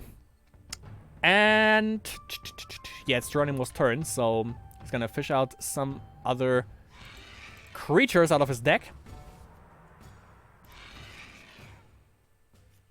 Let's see what is in there. Not many creatures, actually, in the deck for Ginger Raven. That's the Corruption Control with Light Blue Splash. Didn't transform yet. Every time I say transform, by the way, is one shot before a drinking game. If you want to die, then, you know, participate in that. Enslave. Alright, on the Catacomb Keeper. So that's one less blocker, and I assume, yep, he wants to get that guy going right here. Wants to get that Bezarog off the board. The 5/6 Infernal Motors that he stole, by the way. He stole it with the Helm of Dominion. Actually clears Giara. 6/7. Pardon my uncertainty. And let's see what he's gonna get. Obviously, that Vampirism helped him out a lot right there. Gained like a lot of HP. Geronimo, that is. Also one with Shamans, by the way, which is interesting to see. For Genderheart, Berg was banned. Still has Mono Dominion going for him. And let's see what he goes for. Grim Abomination or Sexibus is usually the thing that you go for, but he goes for Bedeviled Fiend. Proving me wrong again. Another Infernal Vulture is milling him just a little bit. Which, you know, it's not a concern. I mean, yeah, he doesn't get the spells back, but he still can get the creatures back with the Infernal Vulture. Anyway, we have another Scarab going in. Prosperous Ruling trigger. Goes for... I think he went for the Might Emblem. Yeah, he did. It's 1 mana to gain 2 life and 2 to draw a card. I mean, when do you ever see Prosperous Ruling? That is... It's pretty damn cool. Okay. Hero ability for Armin goes for Advanced Zash. There is. Saved it. Goes for hero ability. Yeah, that thing. You know, if that thing grows, which now it happened, it is scary. Because it's pretty hard to deal with this if you don't have any kind of freeze or anything like that. But he can't deal with this. That is 10 damage coming in, down to 12. Yeah, I think Geronimo also came up with that artifact deck that also ran Prosperous Ruling. I love seeing that card though, because, you know, you're never gonna see this being played, but it's nice to see it every time you do. Because it's so rarely. I play Prosperous Ruling like even in like one turn heal or something. and then you know.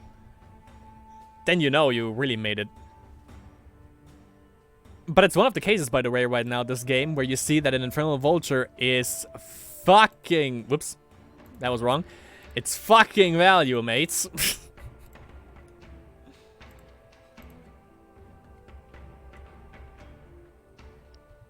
Okay, Geronimo.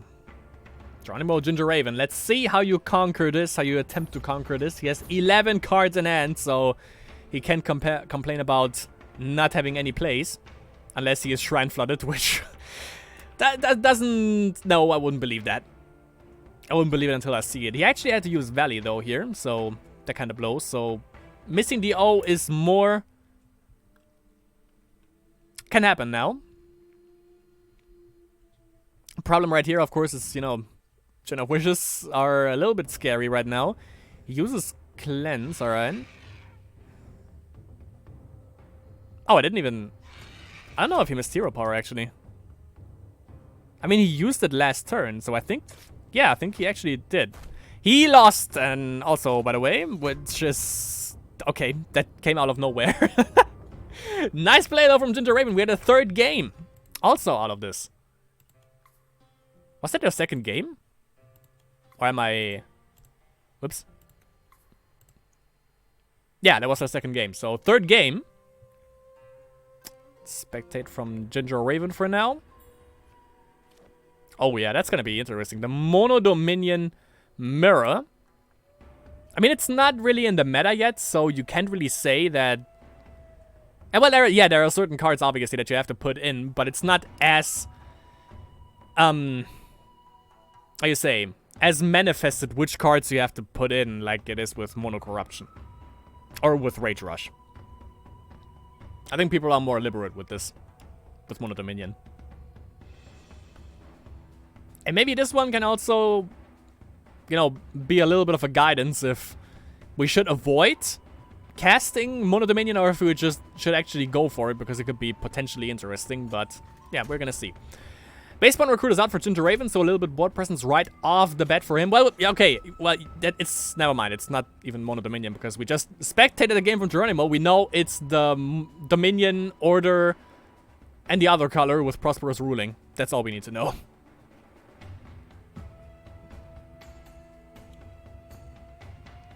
But yeah, for Ginger Raven, it seems that this is... It's a safe bet, I think, to say that this is Mono Dominion. That 1/1 speed Powerlust Incarnate doesn't look too frightening now, but of course over time he will be. Goes for card draw, so that's a 2/2 Powerlust. and a Scarab right away. I'm trying to rush him down here, so he has board presence over Geronimo, so he definitely takes advantage of that. He knows what this deck is. He knows that whatever Geronimo is playing right here, it takes a little bit of time to set up if he doesn't draw the proper cards that he needs for early games, so definitely an advantage for Ginger Raven here, that he already knows what he's dealing with, and he got a good draw in the beginning to actually make sure that he has the upper hand over him. And Baseball Recruit is going to deal with this right away. Never mind! The wall is coming down. The wall just came down, and I think he went for a mana right away. Ginger Raven, that is.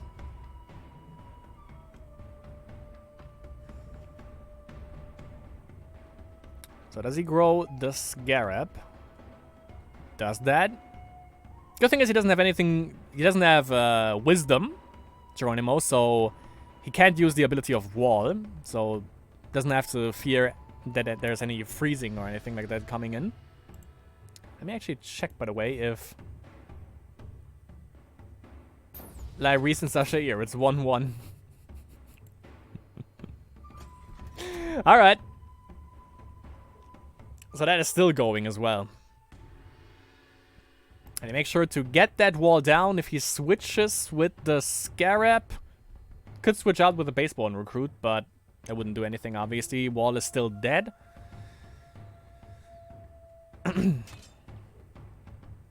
Ginger Raven made sure that thing is dead. So wait, let me actually get the lighting going.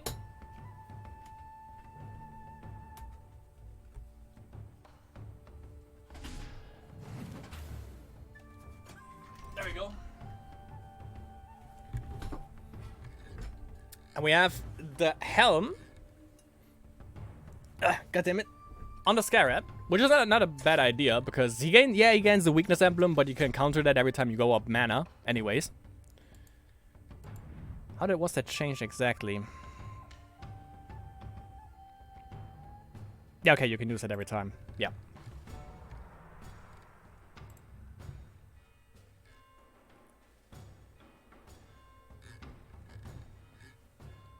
Almost got my beer done right here. And it's only round 2. I think we have 3. Let me check that real quick. Oh, we have 4 rounds. Never mind. Yeah, it's round 2 and my beer is almost gone. What the hell?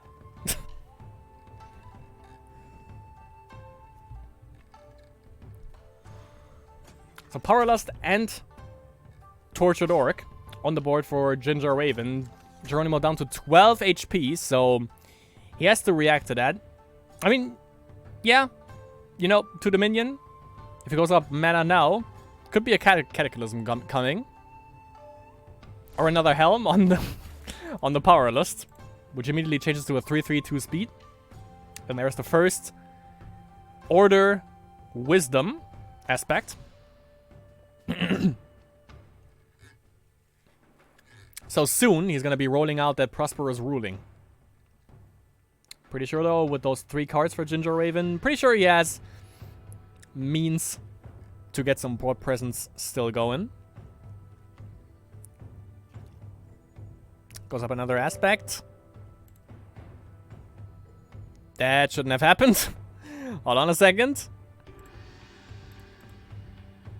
Because I just installed Resident Evil 2, by the way. And Steam was just like, well, you gotta update. Alright. Got some Resident Evil 2 going soon. That's gonna be nice. Love it. Even more hype now. So, Geronimo down to 9 HP. Got that Powerlust and counted right back. Good old Ginger Raven. Hero ability is up for Geronimo. Got a good old Gin of Wishes. Probably fishing out for the Prosperous Ruling. Could be. Cathedral onto the Powerlust. He's still going to be a 4/4. If he goes up for mana now.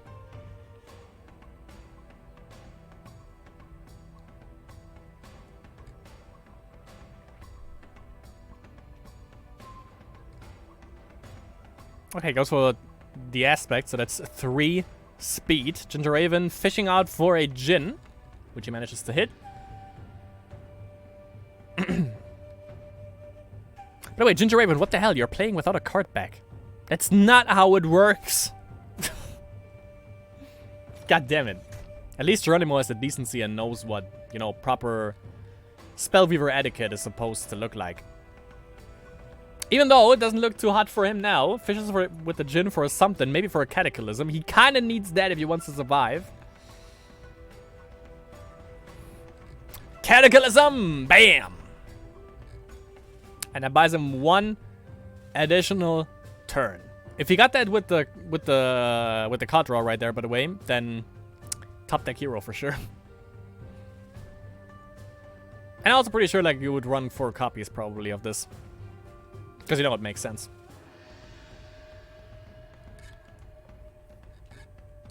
You know what? There's no better mass removal than other than Cataclysm. Fire Blast arguably, but that doesn't cover everything obviously.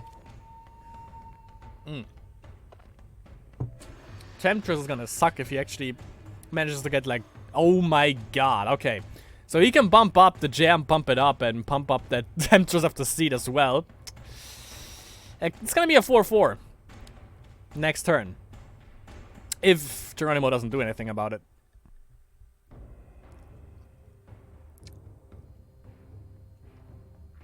Which he actually might. Helm of Dominion would come to mind. Ancient Ruins, so there's gonna be a 1-drop coming. Scarab. Alright. Enslave, yeah. Kill it before it becomes a problem. And there's no artifact removal that I know of for Dominion, so... I mean, Assassinate, but I don't think anyone runs Assassinate, but in this instance, obviously, it would make sense. Or just Rune of Blades into Shadow Step Assassin. There are a lot of ways to deal with this 2-2 deadly.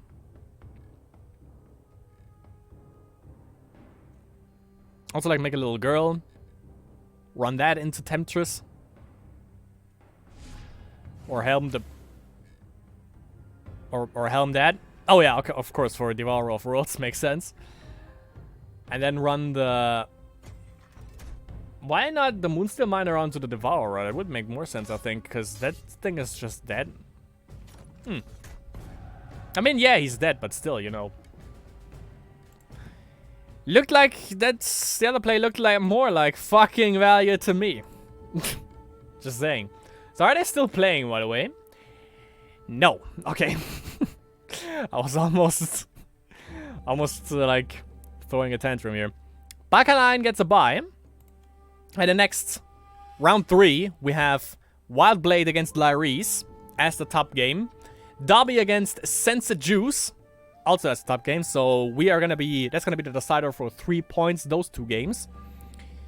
So, oh yeah, Lyris has to win if I actually want to get at least 1 pick right. And they get, on Spellweaver official, by the way, you get Sensijuice and Dobby. Dobby with his heavy hitter deck, that is freaking interesting. Okay, so we are gonna go with Wildblade and Lyris then. Stolyol and Lucy V. Ginger Raven against Freebie, Sasha Ear against Genderheart, and Geronimo against Jugador. Geronimo 0 points. Sucks. Could be because of Shamans, because I don't know how Shamans fared for him in the other games. But yeah, I'm gonna let him know.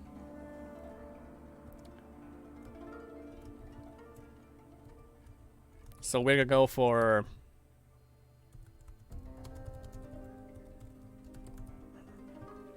We're gonna go for Lyris and Wildblade and Spellweaver official, either on Twitch or on YouTube, wherever you watch this.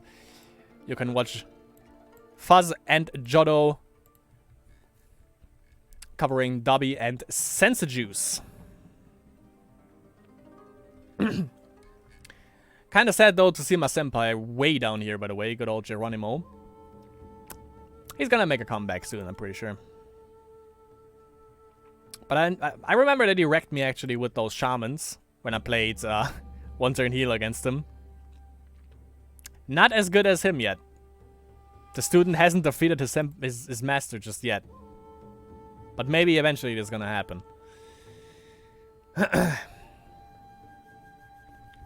But yeah, still in the race, all 4 of them. Wildblade, Larry's, Dobby, Sensajuice, these 4. Sensajuice with his first potential title. I don't recall seeing him before this Masters, so that could be his first one. And if he manages to win this right away, yeah, Lithuania was it? If he manages to win this right away, then definitely color me impressed.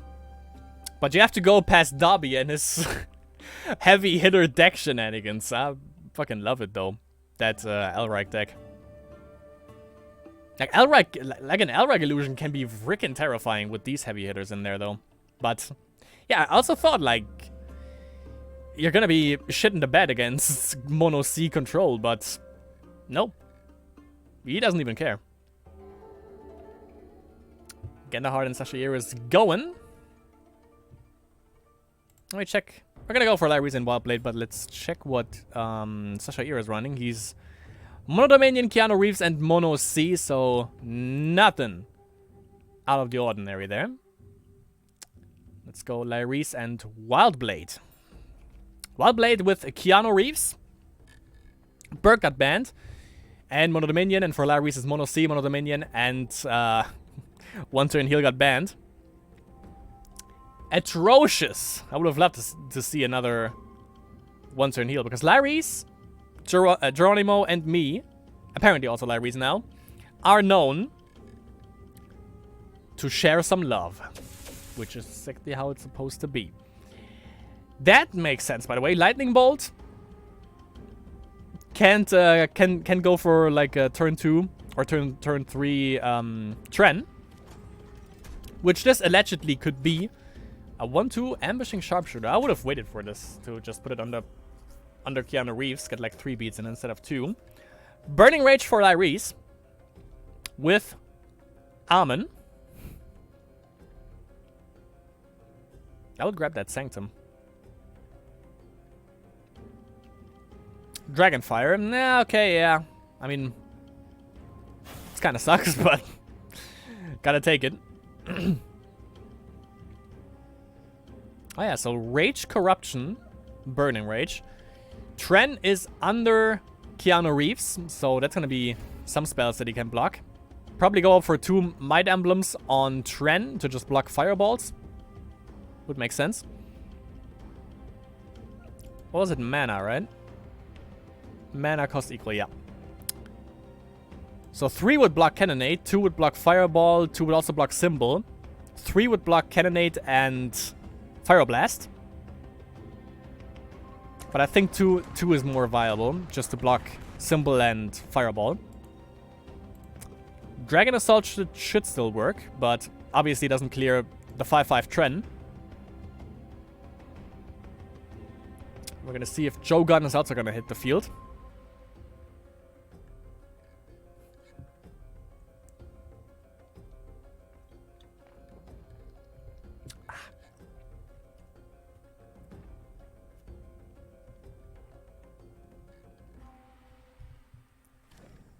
Alright, there's Jogun. Sentry of the Light right away.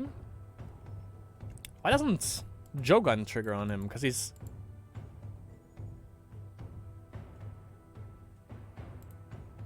weird. Shouldn't that proc like twice? Once with the Sentry and then once with Jogun?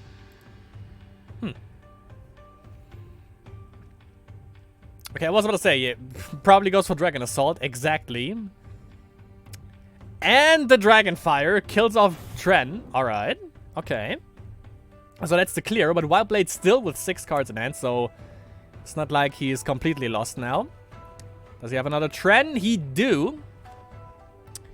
And one of my favorite cards in the game, by the way, Reincarnation Spirit, because this thing basically never dies. Freaking love this card.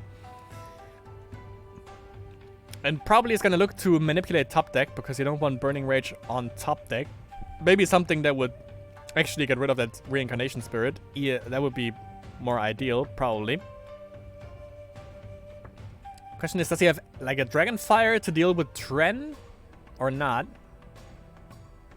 I mean, you're kind of screwed with Tren, to be honest. Like, you can go up 2 Might Emblems, you block Fireball, but the enemy has Dragonfire if you go up for 3, or Cannonade.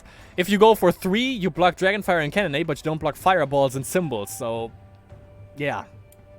It's kind of a toss-up all the time, like, you can't protect them fully, which kind of blows. Just imagine you go up for 3 Might Emblems and you block everything that is 1, 2, and 3 mana. That would be insane.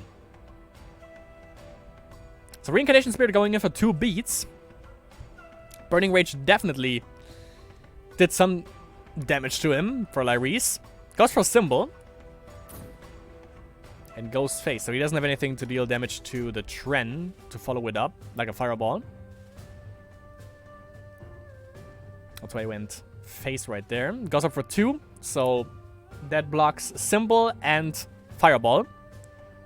Which helps out because, you know, also helps out the Reincarnation Spirit. Detonate on top deck, nothing you want to see. Infernal Tribute. Alright. Alright. So he deals with another Tren. Color me impressed, but it doesn't have any any board presence either. So it's kind of a toss-up right here. And of course, Burning Rage damaged him severely so far. So he is also low on his max HP total. But both players still with a good amount of cards in hand. So they still have options. Nothing is lost just yet. Lyris is in a little bit of a bad position in terms of HP, but that can change really fast.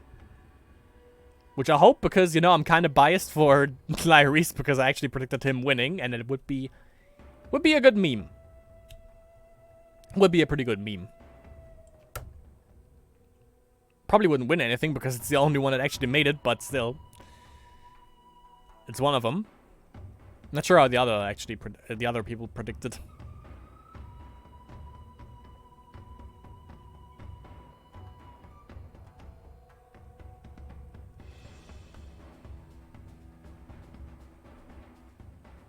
So he could transform. Not sure if he needs to. Cannonade on top deck. Doesn't trigger though because there are no creatures on the board. On the enemy side, Ambushing Sharpshooter is coming out, however.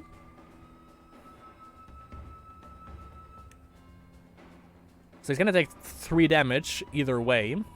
Nothing he can do about that. He probably also has some other creatures to actually protect him from Sanctum. The Sharpshooter, obviously.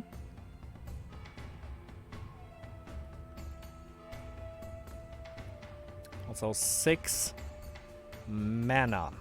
3 aspects. What are you gonna do? Sexibus stabilizes. Sharpshooter kills her, though, if he decides to block this. Next turn.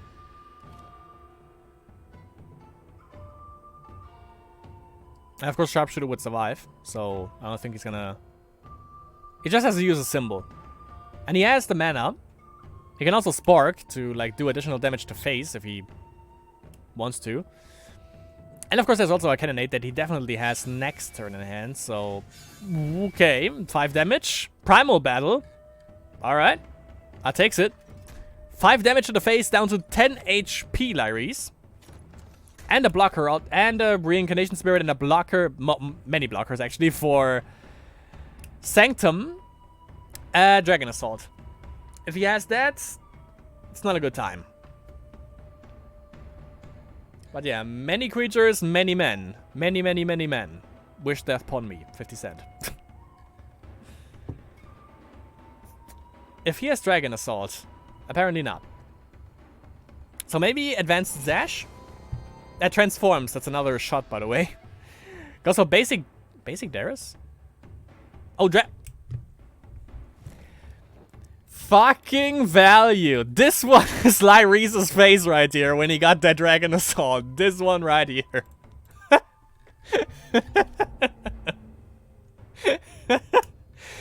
Alright. Alright. And well, okay, yeah. Like, card draw makes sense. You can manipulate top deck even further. So, does he want that Dragonfire on top deck? Does he have a Fireball, maybe? All valid questions.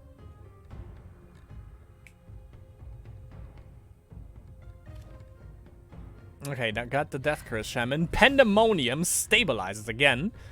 And got the Dragonfire off of Burning Rage, deals with the Reincarnation Spirit. A Woof Woof Convoy coming out. 4/4/2 Might Emblems. Can he remove that? Only an artifact or spell, so you can actually just destroy Burning Rage. Problem is there is a cleanse on top deck, so Woof Woof Convoy might be gone next turn. But I'm pretty sure he's gonna do damage beforehand, which means, yeah, that. And, of course, getting rid... even though, if he gets rid of it now, then... Yeah. He's dying. So I'm not sure if that was actually the play. Just keep the Death Curse Shaman on the board. I mean, not gonna do much harm. And you still keep your Woof Woof Convoy. Now, well, he was dead either way, actually. If he just uses the ability, he would be down to a 3/3, and he has another Burning Rage, so that doesn't even matter. Thorough Study. Fireball on top deck. That's actually pretty nice. And Fireball to the face.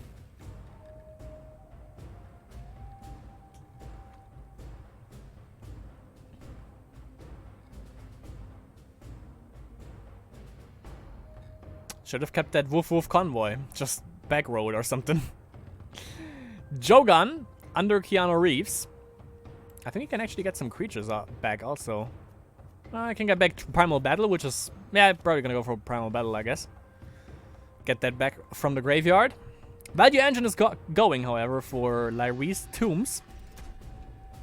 Fireball on top deck doesn't want to manipulate that, I would assume. Just chucking those 2 damage. Pandemonium and the Fireball.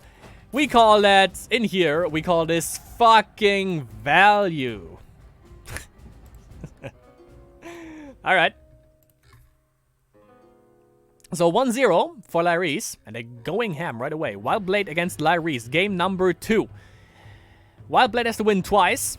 He goes with the same deck, Jogan Tren, mid-range. Got that Sentry of the Light out right away.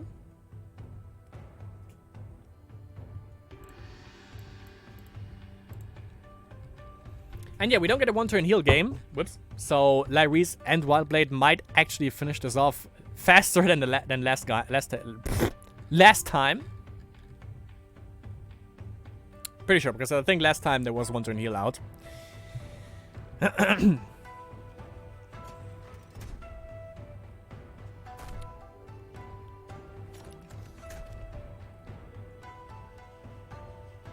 So Steelnor is out. That actually helps out tremendously against Power Lust, against...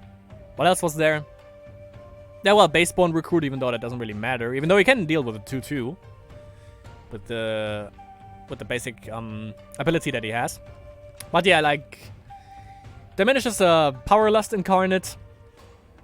Does it kill it off? No, it doesn't kill it off right away. No, it's a 1/1/1 speed, I think, if you stupefy it. Should be.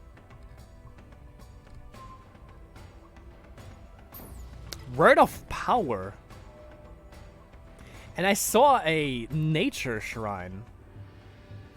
Didn't we cover Lyris? I think we did. I can't remember. I mean, I almost downed my beer here. That's probably why. So I have an excuse. But I mean, wasn't Lyris the... No, wait. No, Geronimo was Prosperous Ruling. Whoa. So it's not Mono Dominion, I guess, for Lyris then. If he has like a Nature Shrine in there. Is it Nature Dominion Elves? Even though, why would you play that with Advanced Despina? It's probably not that. Even though that actually kind of works, because Dominion has some elves to make elves great again. Even though I hate elves, so there's that. Another Word of Power. Yeah, you also don't run Word of Power in an elf deck. What? I mean, you also help out your enemy with that, which is kind of bad. Double Word of Power. Okay. So overall, he gained like 3 crystal from that. So did Wildblade. Ambushing Sharpshooter, that's quite a severe beating. 7 damage coming in. He's down to 9 HP. Lyris, if this goes through. However, of course, next turn there's a possibility for Cataclysm from Lyrese, which maybe that's actually why he used Word of Power so goddamn often. So for Wild Blade, I don't think he should put down anything because it's probably gonna be Cataclysm. Yeah, he doesn't do anything. Wise decision. Didn't play anything on a Keanu Reeves because it wouldn't work. Yup. Cataclysm. Was pretty obvious though. Could be another one. Also, the card bag gives you like a slight idea that it could be. Kappa. Oh yeah, true. Mr. Common Pepe meme. I actually take that now. Because I also have Lord Karthus. I call him Lord Kappa. Capitalism actually makes sense. I like that. That's my Steam, by the way. Don't worry. Can I mute it? I can. Nice. Okay. Reincarnation Spirit. Could use Vampiric Touch for this. Capitalism, though. I like it. I love it. Word of Power. Okay. So that's 9 mana for both players. Cathedral. Obviously, vampirically touches the Reincarnation Spirit. 2 mana left, 8 cards. Doesn't it redraw itself? Yeah, it does. So he has like 4 value copies of this, it seems. Marked by the Gods. For a 1/1 Reincarnation Spirit? I mean, you can just get it back from the graveyard. I don't know if that made sense, because keeping it on the board with 1 HP and then using Marked by the Gods, if he does come back, that seems like more value to me. More fucking value, to be precise.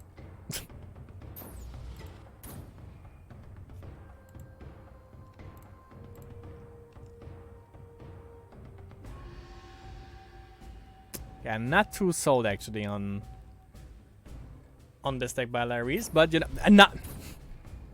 Did he just draw not Capitalism and another like that was that was all 4 freaking Word of Powers. What are the odds of that? Did he just draw them like from the start? Like Jesus Christ, man. And the Capitalisms, 2 of them. So he has 2 more, I would assume. So yeah, you've proven that you have means to clear the board and to regain board control, but you didn't really put down any creatures yet. And creature's gonna be back for Wild Blade. Thanks to the Dwarven. Didn't I? Innkeeper. Ah, that's what I have to mute. There we go. Okay. Cloning that out, Moonsteel Miners suffers. Sacks it and has a freaking Chalice out and another cloning that. Go for the little girl because that makes more sense. Thank you very much. Sack that. Double value. That's basically, again, what we call, here we go, fucking value. The Enchained Soul, the little girl, into cloning that. Double the HP. If Lyrese wins, it's guaranteed meme reactor title. I will go for that. Meme reactor is apparently the place to be if he actually wins this.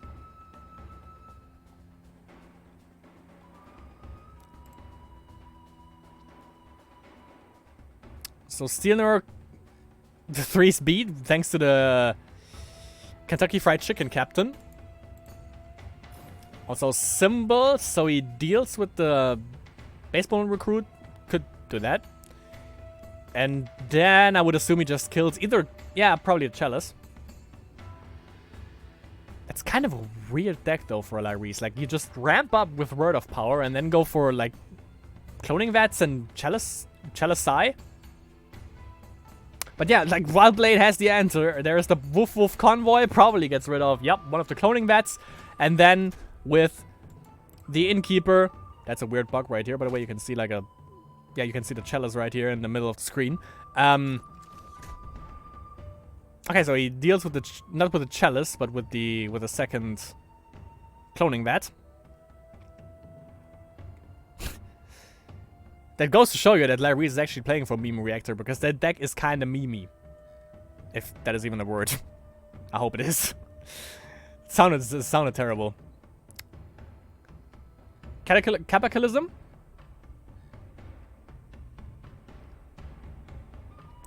Catechal punishment? Maybe.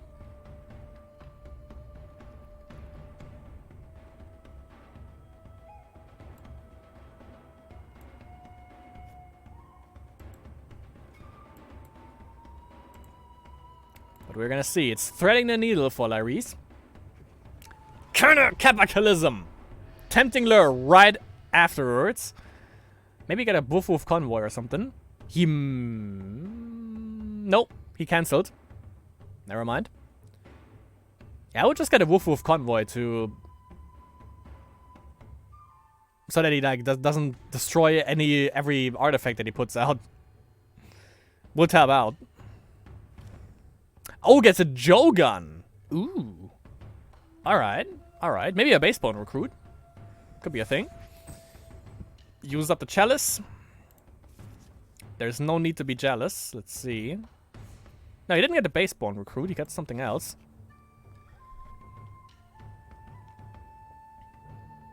Interesting, though. I like this. I thought, like, for sure that Lyrese is gonna be gone in, like, a matter of seconds, but... Capitalism and Word of Power helped out. Quite a bit.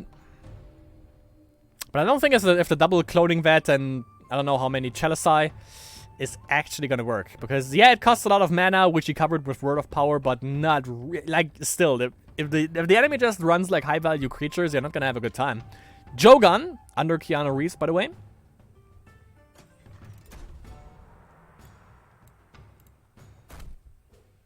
Goes in for beats.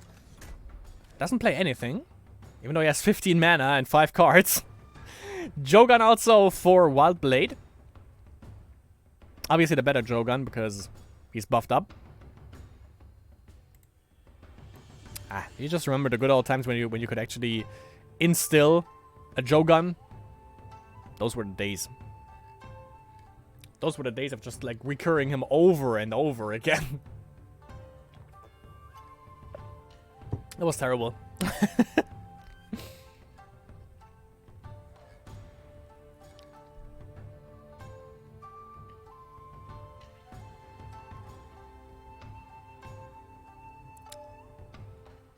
So it's up for Wild Blade at the moment. Jogun and Death Trap, yeah. I loved it actually. That was awesome. Loved every second of it. Didn't he just buff up the... Didn't he just buff up the Sentry? The weirdness! But yeah. Gets the Death Trap. Gets the Spore Shepherd out. And of course, Jogun profits out of that because it's a 1-drop. 2 Spores out as well. How many? I think there was 3. Yeah, 3 Capitalisms. So there is 1 more. For Lyrese. 6 card in hands. Would you Capitalism this? You could. Because it's only 2 cards left for Wild Blade. Even though he can play basically anything that he desires. Because he has the mana thanks to Word of Power. By Lyrese.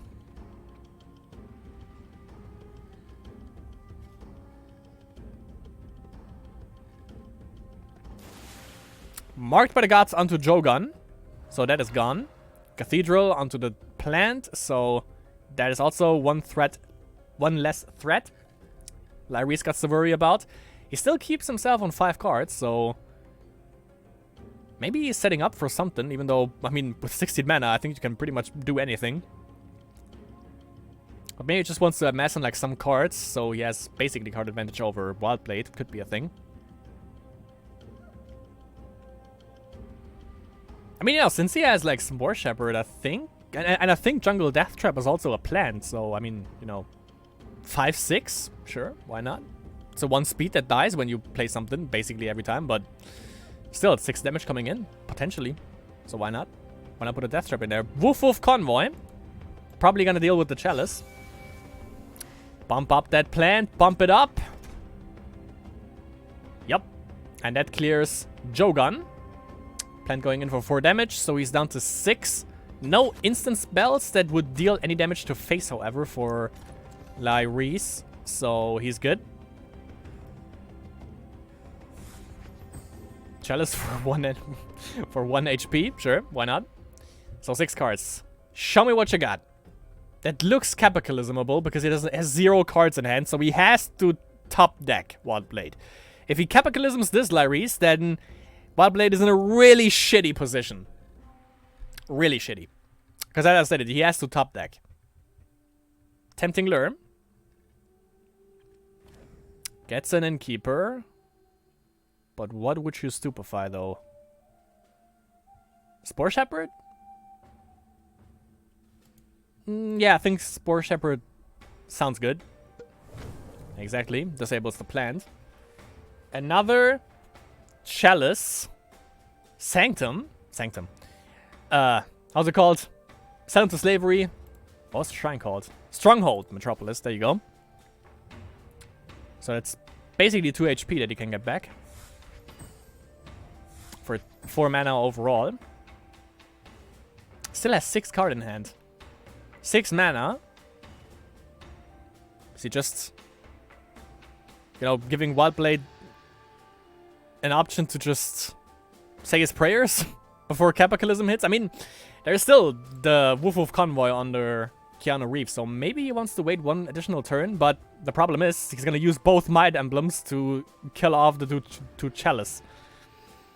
And that's 6 damage, so that's not lethal. If he has another Ambushing Sharpshooter, it's 8, so he's down to 1. So he's good. But he's gonna lose both Chalice. Chalice High. Hold on a second, it's gonna fix the lighting again.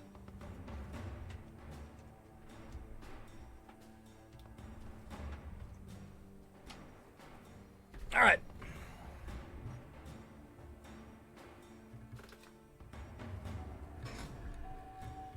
Goody.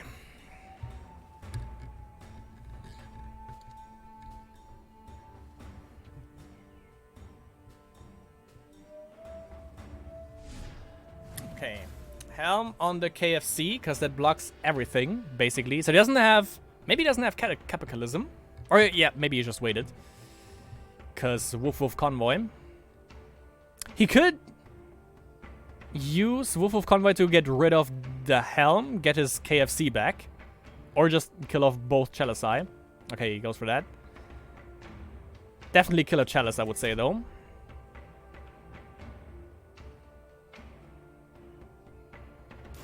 Marked by the Gods. Deals with the Wolf of Convoy. Should have used it. Should have used it on one of the Chalice Eye. Down to 5 HP, Lyris. Power Surge. Draws. 19 mana. The memes are real. The memes are real for sure. Oh, Mutanto. Nice. Deals with the Sharpshooter, so that's a 3/3 Blood-Seeking Mutanto. Hero ability is coming off cooldown next turn, minus Tempting Lure. But he can vampirically touch something, probably the KFC, because the plant isn't gonna do anything. He can kill off the Blood-Seeking Mutant, however. Not sure if that would be viable, though, for him. He wouldn't... well, yeah, maybe, because he wouldn't lose anything. 2 cards also for Wildblade. He could put something under Keanu Reeves, but of course, you know, he used up, at least, he knows for sure that he used up 3 Cataclysms, so there's only 1 more left. There's a good chance also that Lyris has it in hand. I mean, it's 4 cards. And there are not that many left in the deck anymore. And he has freaking 19 mana, by the way, so he can play that and a couple of other things. Oh, he used Primal Battle for... as a shrine. Symbol. Onto the KFC. Kills off Mutant. And can also potentially kill off one of the Chalice. Which he probably will. Oh no, he goes phase right. Ooh, that is ass. Ghost phase right away. So Lyris loses. Wildblade victorious thanks to Symbol. Should have killed off the plant, I guess. But that's 1-1. So that just means Wildblade against Lyris. Game number 2. Game number 2. How often did we see... Also take another shot, by the way, if you really want to die. Take a shot every time you see Mono Dominion. Or not Mono Dominion, but Advance the Speed up. Because this girl, right here, makes her presence known in this Masters. That's for ding dong damn sure. But yeah, we're gonna see who the second... Or one of the finalists is gonna be. Sensujuice against Dobirches is done. Dobby is in the final. And then it's either Wildblade or Lyris as the second. As the one that is gonna compete against Dobby is gonna be decided right here. And Dobby is definitely watching. I just hope for Lyris because, you know, I picked him as a winner, as a potential winner, so yeah, would be cool. Scarab for Mr. Wildblade. We have a cloning vat for Lyris.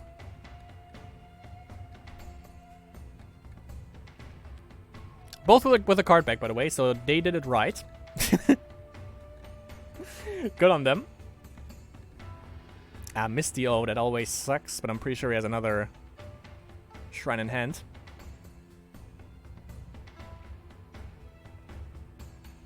Didn't use it just yet, so he could go for something from the cloning vat, but of course that would leave him in 1 mana if he decides... well, 2 if he also decides to spark. 1 if he doesn't decide to. If he happens to go for mana, obviously, and not for aspect, which could be a thing. Oh, yeah, 2 mana against 5, I just How did that happen? Like... Yeah, Power Surge. And of course the Scarab. Yeah, okay. Yeah, but I mean, Lyris can catch up to that. Pretty sure. If he has the same draw. And of course he has Spark. So there's that as well. But yeah, going pretty far for... going pretty fast into possible Cataclysm shenanigans. So he goes for card draw. Decides to use Cloning Vat. Doesn't Spark, so... Keeps the Tortured Orc as he is.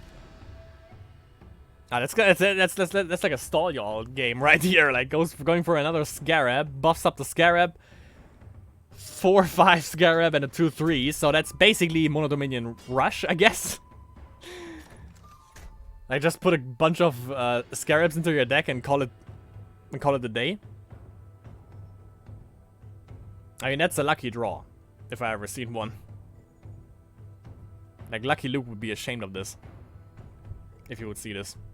If he would exist, actually.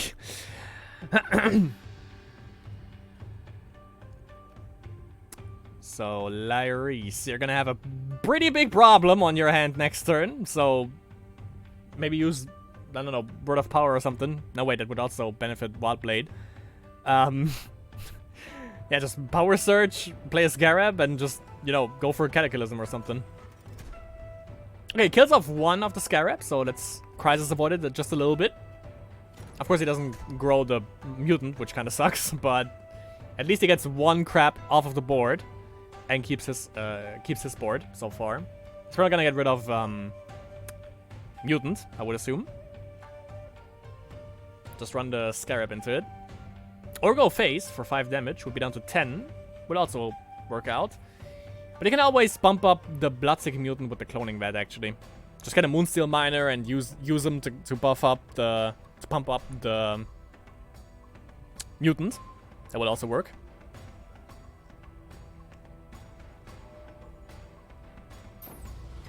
Power Surge. Grows up the Scarab, so that's 6 damage coming in. Yeah, does he remove the Mutant or not? He's helming it! He's helming it! Alright, 6 damage coming in, down to 9, Lyrese. Wild Blade is going ham. Or salad for every vegetarian out there. Or every vegan out there. He's going tofu for this for this master's title.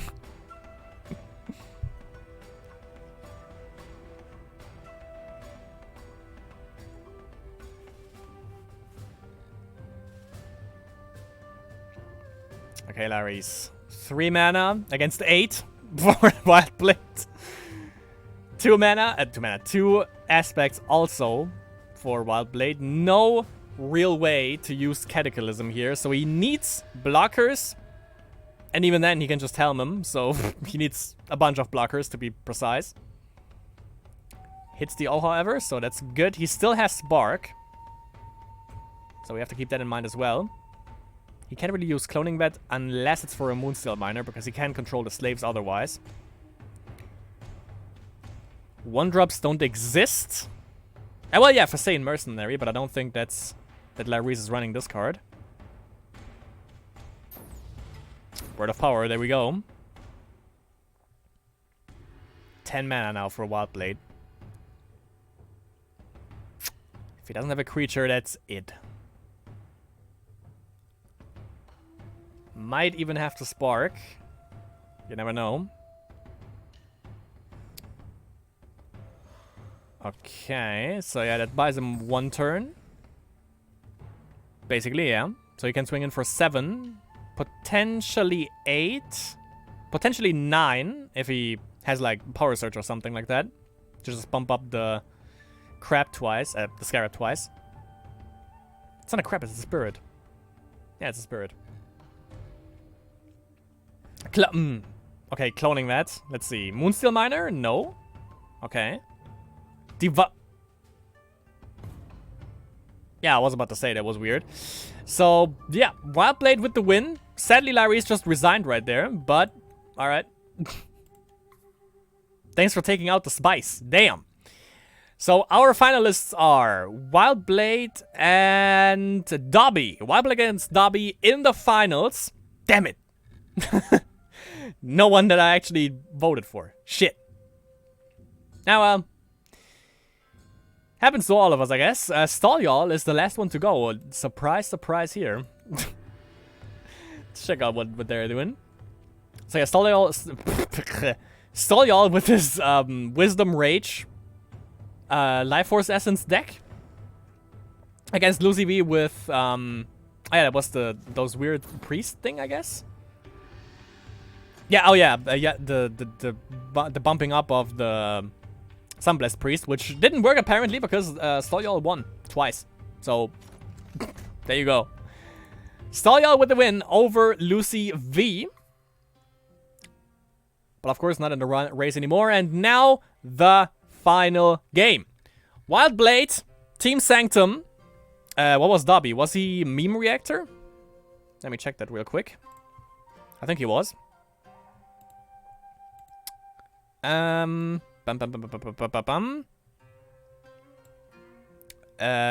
yeah, Wild Blade obviously is Team Sanctum. Isn't he? No, wait, oh, there we go. Wild Blade is Shrining. Never mind. For some reason, I thought he was Sanctum. So, Wild Blade, Sanctum, and Dobby should be Meme Reactor. Yep, Dobby is Meme Reactor. So, Meme Reactor versus Shrining, right here.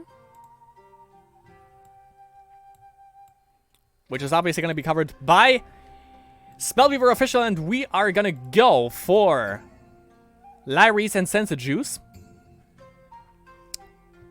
On other news, we have Stalljarl against Ginger Raven. That's the battle of the memes. Sashair against Jugador. Freebie against Lucy V. Geronimo against Baka 9. Yeah, and Ganderheart with a bye. So Ganderheart still, though, with 2 points. So yeah, taking that. I don't know. For some reason, I thought Wild Blade was Sanctum, but my bad. So yeah, Shrining against Meme Reactor in the final. Gonna be interesting to see. Especially from Dobby, like, pretty interesting decks. Nothing that you would usually run, which definitely I appreciate from Dobby, and this time it actually worked. Ever since he abandoned vampires. That's kind of foreshadowing. Sadly, vampires didn't really work. Kinda sucks, but... we learned that the hard way as well. But yeah, we're gonna cover Lyris and Sensajuice, see what these guys are up to. Stoyal and Ginger Raven, though.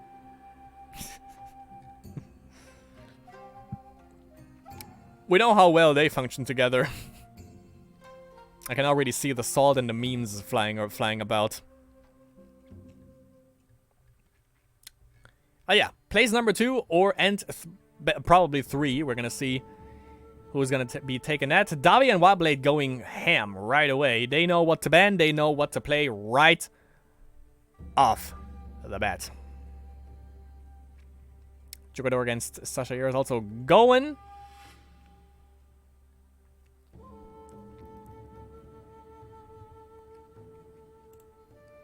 And then, of course, we have Lyris and Sensajuice taking their sweet-ass time. There we go. Let's go for Lyris first. And he didn't ban Rage Rush, so I think he can conquer it with Mono C. Good old Lyri. And we're gonna see one turn heal again. Nice. And that's gonna be when the viewers drop, probably. Dropping viewers like a... I don't know, like a... What's it again? Like a dubstep song, there you go.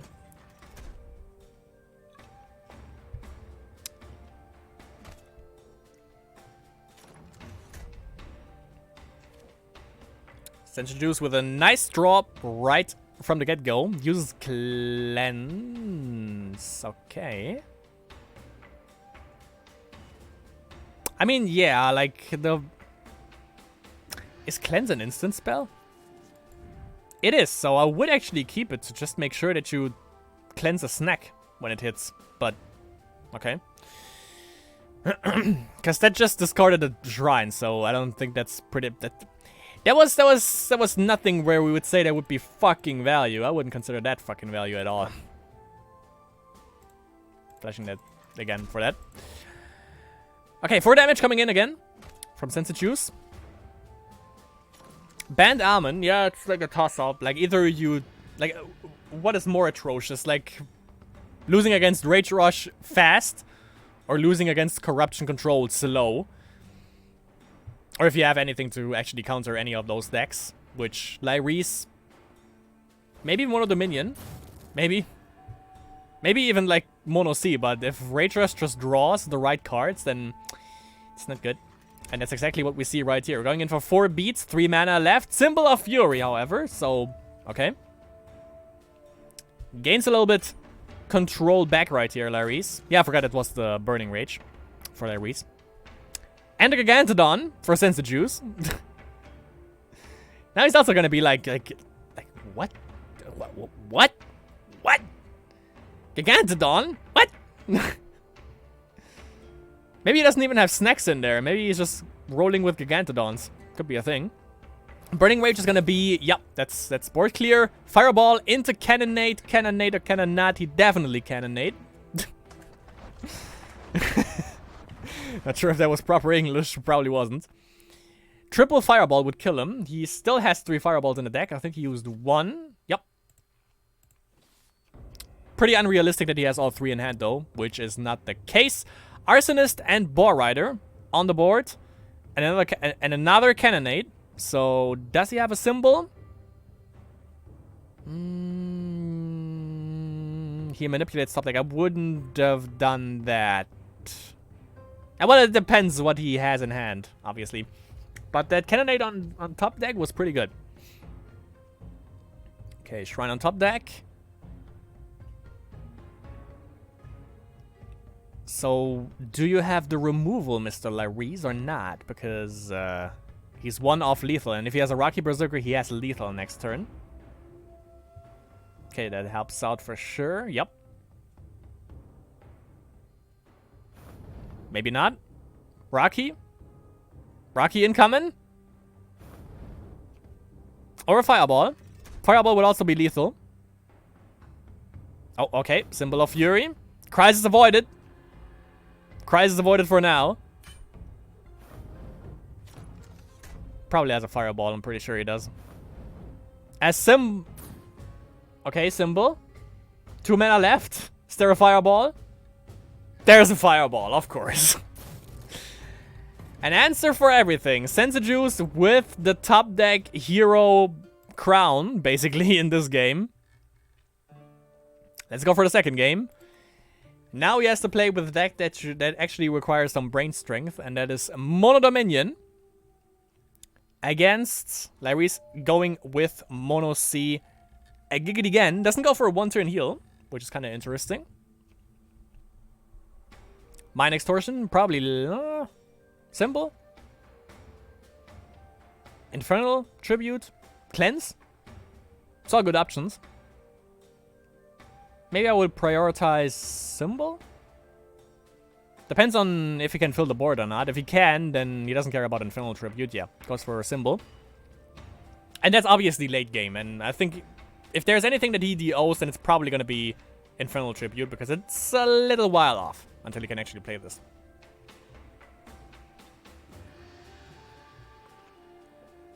Last sip. Here we go. Drinking game, by the way. Armin. And Despina. Yeah, we're not gonna make that drinking game, because everyone is gonna be dead by the end of this, I think, if anyone actually does this. If you take a shot for every time I say Armin needs to transform, and every time there is an advanced Despina, I think it was in pretty much every damn game now. Like, that's saying something about the... It's saying something about the fucking value of both of these heroes, basically.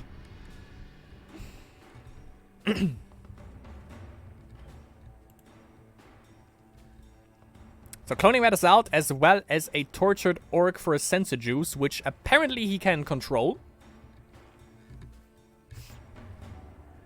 Meaning he has another creature in hand. Possibly. Okay. So that deals with the Tortured Orc. Unless it's a Shadow Step Assassin coming in. Yup. Which it is. So he has to go for hero damage.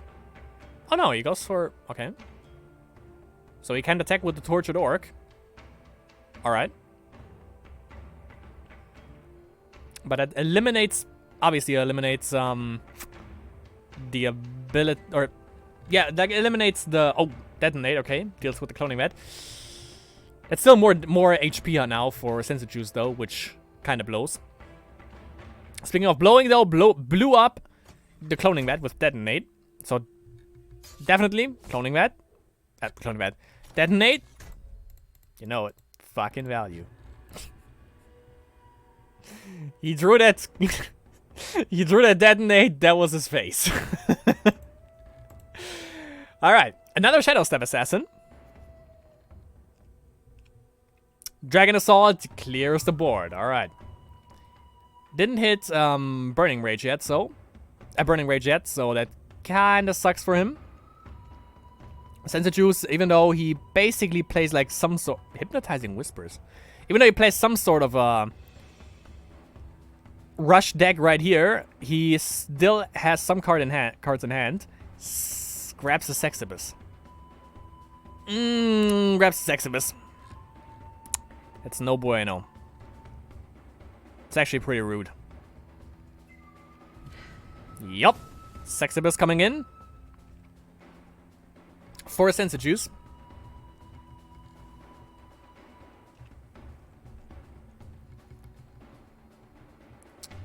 Let's see, Larry's. What you got? He needs that Burning Rage somehow. There we go. There's the Burning Rage.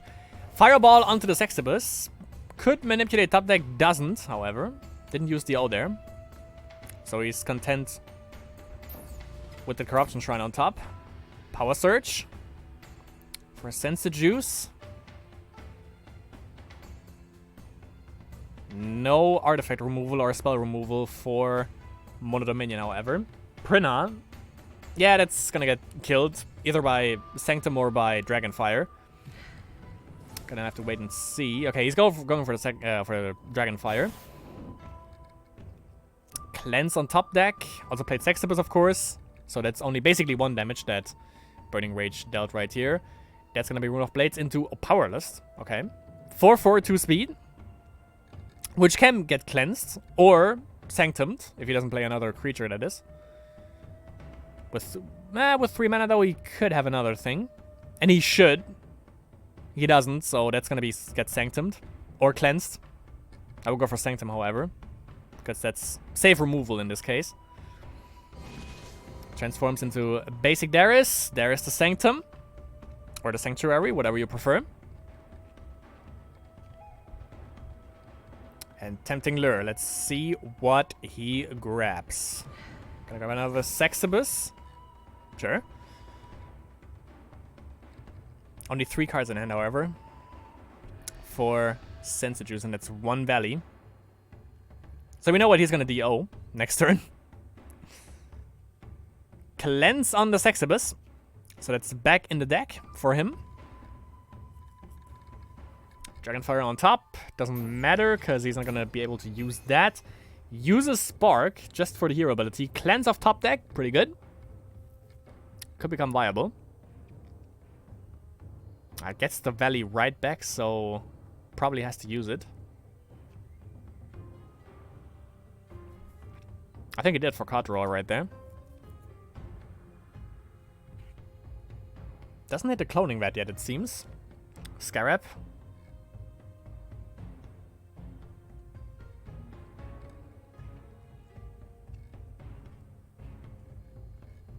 So he can't go Super Ham anymore with the Scarabs. Never mind, there's an OD. An OD. God damn it. DOW. D-O-Dub. The gang member, basically. Which he can deal with if he top decks, for example, that. There's the Cannonade again. But of course, the DOWs, they are putting in work in this Masters for sure. Like, especially for Mono Dominion. It's doing one hell of a job. Fireball, chuck that right into the face. Fireball on top deck again. Sextopus right after, so 6 damage basically in this turn. And another 3 with the Fireball that he has on top deck next turn if he decides to use it. Power Surge, so additional card draw. Might be another OD. OD. DOW. Jesus. I'm gonna learn it one of these days. Never played Dota 2, by the way. It's terrible. You see what it does to you. Rune of Blades into Spoiled. Okay. For some reason, I always think it's gonna be Shadow Step Assassin. But yeah, of course, Spoiled. Also 3 damage. Sure. Why the hell not, right?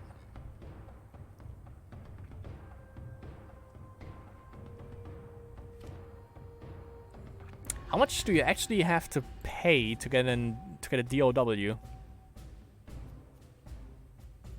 Where's the Devourer though?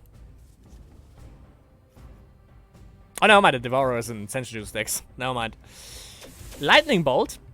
So no hero abilities for him. Good shit. Could grab a Pandemonium here. Pandemonium on the top deck as well. Sanctum. Sure. Okay. Sits on 1 mana. 10 mana, 3 cards for Sensijuice. No hero ability, however, but that's probably why he's sitting pretty safe, Larry's now. Lightning Bolt putting in work here. When do you ever thought you would ever hear that? Wall in the north for Mr. Sensijuice. We're just gonna get cannonaded right away. So yeah, removal is definitely the main priority, or the main strength, the core strength of this deck. But it goes for every Burning Rage deck in existence, basically. Another Pandemonium. Drained for 2, so it's not that much. But it's basically, I think, what this deck is all about. Like, just doing damage to face. Mostly 3 with Sexabai and Fireballs. Eyeballs.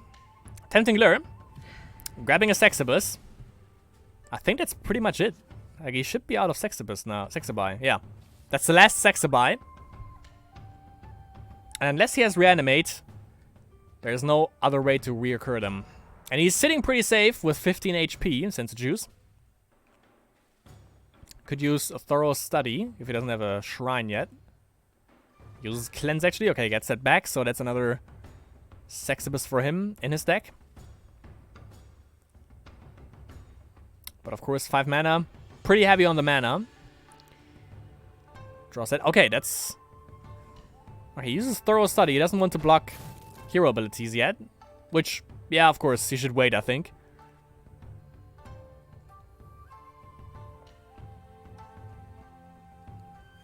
The UI is showing him playing Darius instead of Armin. Oh, yeah, true. Yeah, you can see that in the top right, in the top here. Like, you have Armin and Darius. That's kind of interesting.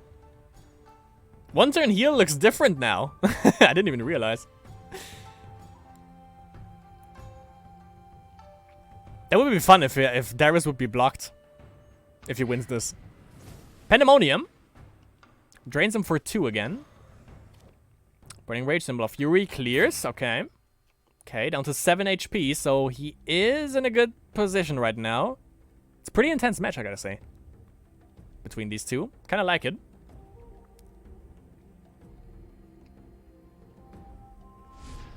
Helm, really? On a zombie. On a Tombs zombie, even. Devourer. Nothing to embody him with, so he can't go phase right away. Okay, yeah, okay, I think the zombie is as a blocker for Sanctum, probably. Since he doesn't have any other place. He could have gone for like ultra derp mode and just... Or ultra trial mode and just use Sell into Slavery to get like another draw and maybe get a better Sanctum. Now, you don't get a better Sanctum option than this. But the problem is he's playing against Rage Corruption and he has removal. So he can get that Devourer off with...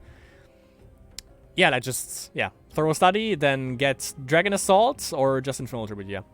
Or Dragon Assault into Sanctum. So yeah, he's getting rid of that. Lightning Bolt also disables hero ability now, so no Sexibus. For now at least, for Sense of Juice for this turn. Which is atrocious. Okay, the next...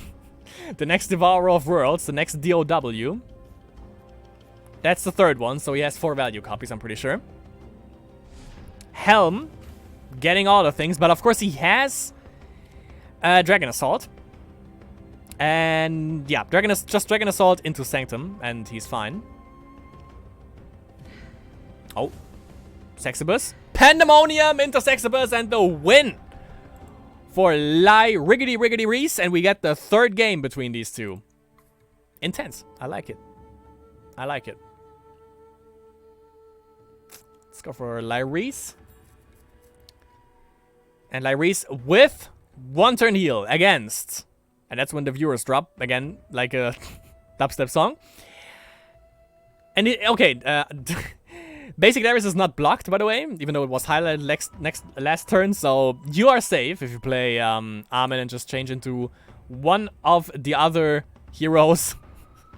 They are not blocked if you win.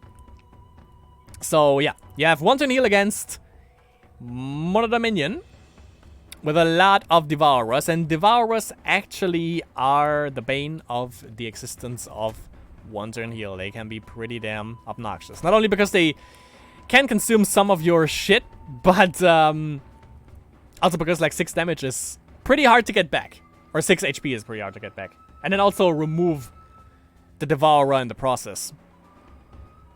So if you don't have good draws like this in the beginning, Spark into New Horizons or Holy Radiance, then you're gonna have a pretty hard time. And that's a natural fact. Because this 3 is where my heart is at. Easy.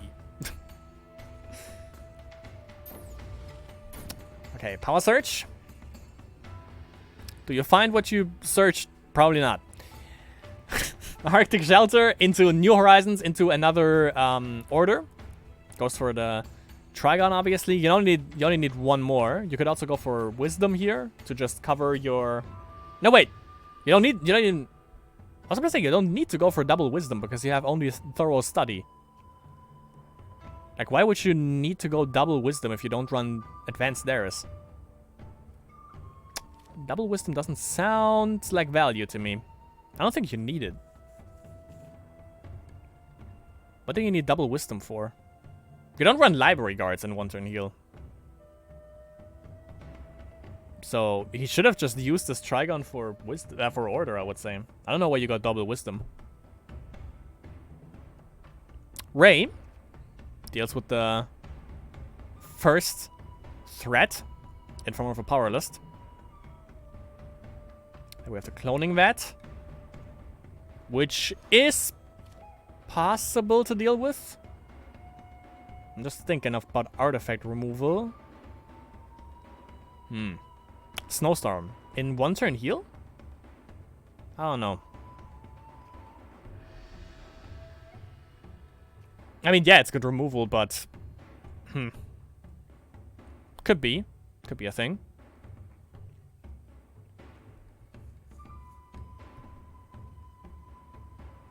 I just don't think there is, like, room for this. I think there's other removal that's definitely better than Snowstorm and one turn heal. Especially, like, if you don't run Advanced Dares, because you can't... if you, like, freeze everything and then just use Advanced Dares, that's fucking value, but you can't obviously do that with basic Dares. And the creature is getting bigger. 3/2 deadly. In the form of a Shadow Step Assassino. Down to 13 HP. That might be a fast game. Maybe one turn heal not that viable anymore in the current meta. Where it's just Mono Dominion reigning supreme, apparently. That's important. Only 2 cards left, however. What definitely would help is Ray, not Ray, Ray also, but god damn it, I forgot it. The one that you can either does 1 damage or 3 damage if you put it down as an artifact. Exorcism, however. I totally forgot the name, fuck. And also another... yeah, another power discharge dealing with the spoiled aristocrat, so board clear to a certain degree. Thank you, Holy Radiance, yeah. Holy Radiance would have also helped, would have cleared basically everything. But apparently didn't have that in hand. Mind Extortion, let's see, double Pacify, alright. Exorcism, Power Discharge, Ancient Wisdom. Get rid of Pacify? Yeah, he has the mana for it. Pacify or Exorcism. Ancient Wisdom.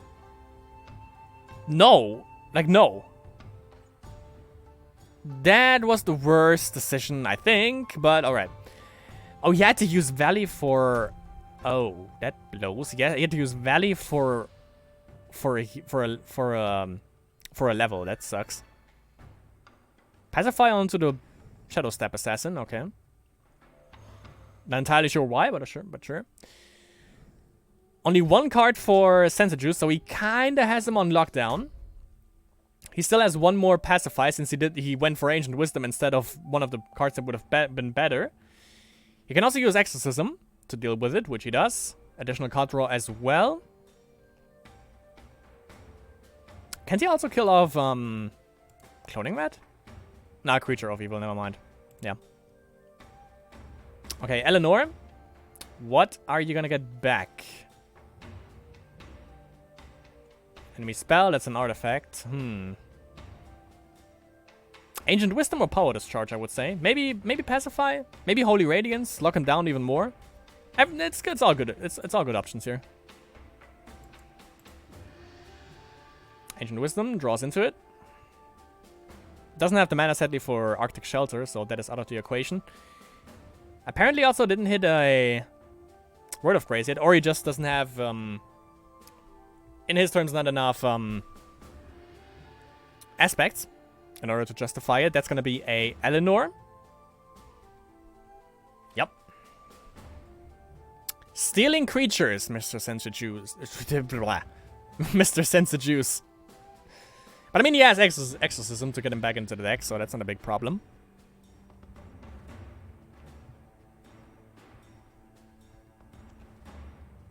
Yep, power discharge. Just kills it off. Didn't get anything off of it. 3 energy is still happening. Got lost in Sensuju's graveyard and just went quickly back to Lyrise's graveyard. Uses 1 Word of Grace and Arctic Shelter, so we know what is coming next. That's going to be another Word of Grace for Lyrise, pretty sure. That he's going to put under Lyrise. Under Lyrise, under Eleanor, obviously. Hypnotizing Whispers.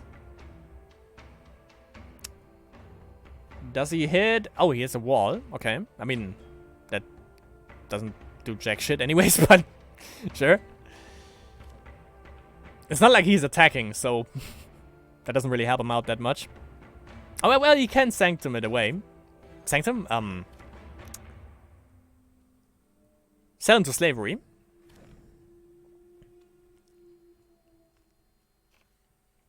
So anything other than Word of Grace would be weird. Holy Radiance. Okay, he got a... Why did he get Holy Radiance, though? I mean, it's not like that wall is a problem. Yeah, I mean, it does some damage, but still. Yeah, okay, he got Word of Grace. Thank you very much. But it's only 4 HP, so that's not that much, actually.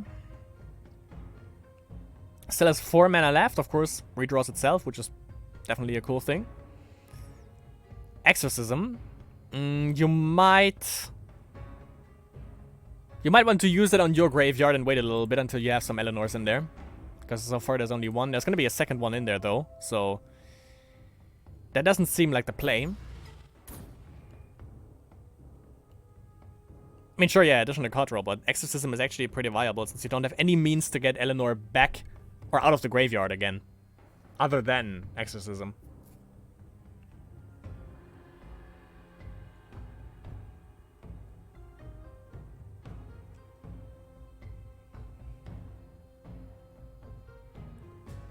And you know, by the way, it's desperation every time you see that the enemy had to use like 1 valley for an aspect. Feels Batman for sure. Feels Batman or feels Robin? Depends.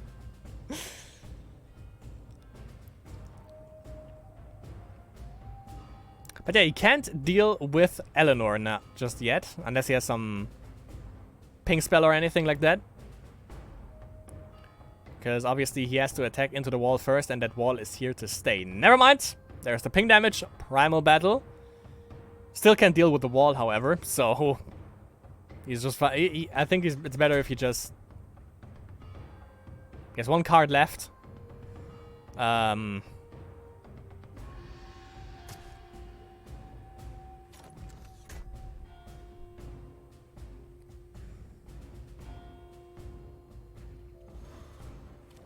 Someone needs to explain that to me. That was odd. Like, if he wouldn't have attacked, he wouldn't have been frozen. He could have used the Moonsteel Miner to not get killed by Holy Radiance. That was odd. But there's, by the way, the Reflector. Obviously uses it on New Horizons. Gets overall, like, 5 aspects now. 4 of them Order. So now we can get the value train going. Tempting Lure steals another Eleanor. I think there were 2 in there. 1, 2, yeah. So that's the 3rd one, so there's only 1 more Eleanor left. So he needs to use Exorcism to get Eleanors back into his deck. And that's fact. Stronghold Metropolis onto the little girl. Additional card draw, 2 cards, Mind Extortion. Let's check this out. He has the Eleanor.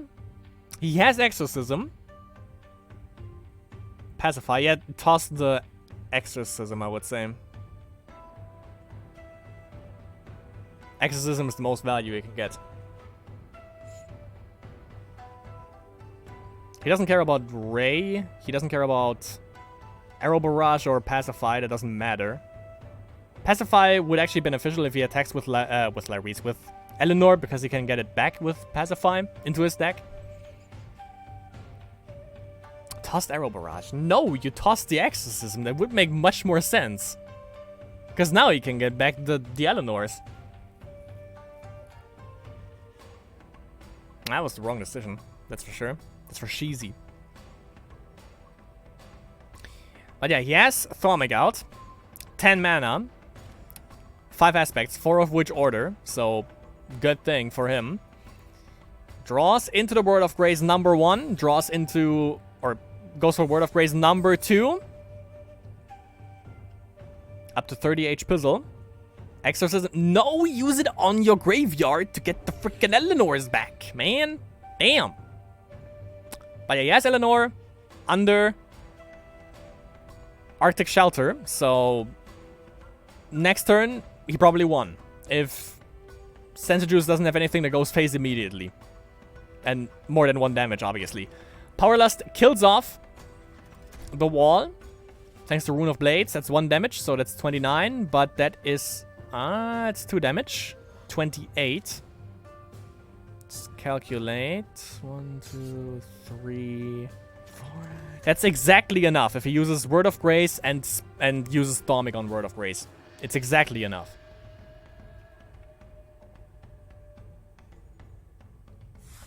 Number 1. And Word of Grace, Thaumic number 2. Exactly 40 H Pizzle. And Lyris with the win. Lyris with the win. Pretty good. Wildblade against Dobricious is still going. Stolyal is taking a freaking long time, I would assume. So, Bakanine with the win over Geronimo. Yep. The Shamans, man. Had a good showing in the first game that we spectated. It was very nice. BMing thanks to Dobby, but... yeah, they didn't fare too well, it seems. So, let's check this out. Lucy V against Freebie. We didn't watch Freebie yet, so... let's see what he's up to. God, everyone is just playing the same decks here. It's kind of ridiculous. I mean, yeah, different versions of this Pina, however. Like this one, Freebie also going with the Chalice, with the Chalice Eye. And Lucy V, okay, he's also playing something different. We have Giara.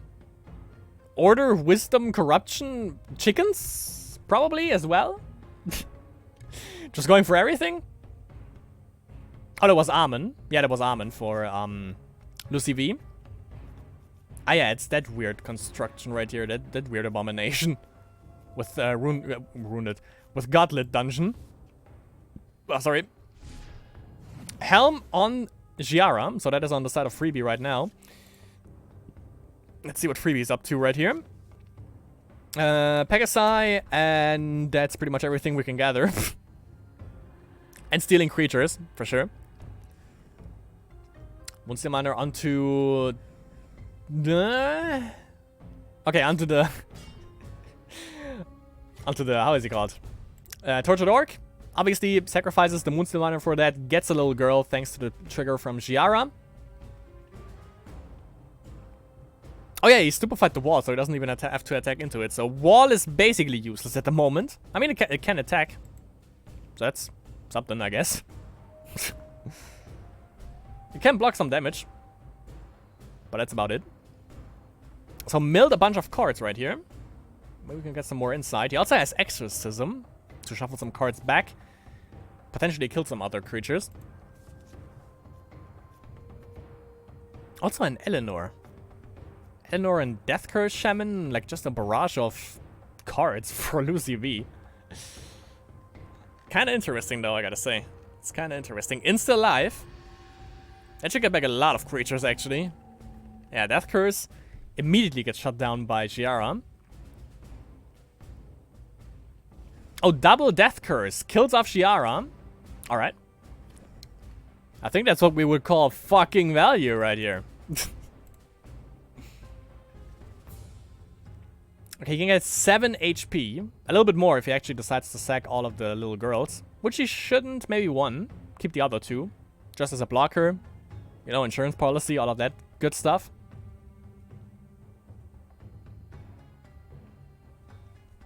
But of course we know Giara is being is in Lucy V's deck, so he has the power whether to play it or not. Of course, there's also Tempting Lure that comes off cooldown next turn, which he can also grab himself a Giara if he does so desire.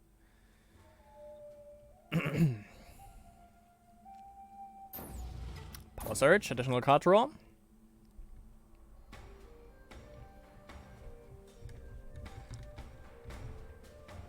Freebie proving that he is indeed not a freebie at all right here. But he has proven that in more than one Masters, for sure.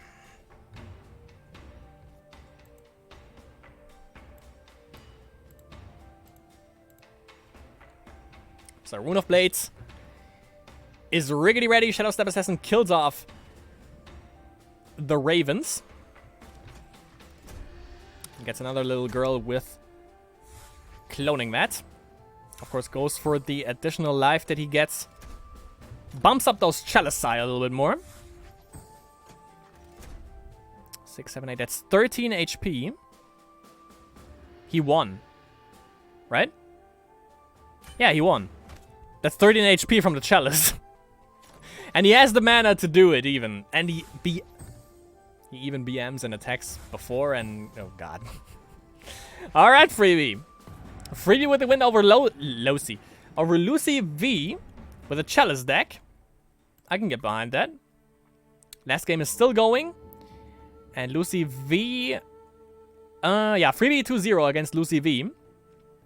So I think we have to go with the meme battle right here. Stall y'all against Ginger Raven. May God help us all. So Ginger Raven with... Okay, Burke is Wisdom Rage. Hopefully with a... No, not with a Path, because he would need Order for that. Gets rid of a Jogun from Stall y'all, however. And there is 100% gonna be a 10 rating party in Ginger Raven's deck right here. People really going haywire with Burke lately, which is kind of weird to see. But yeah, those Force Mage Protectors, by the way, right here, when you play them in the Elric Path deck, nasty. Nasty. As nasty as they want to be. 2-life crew.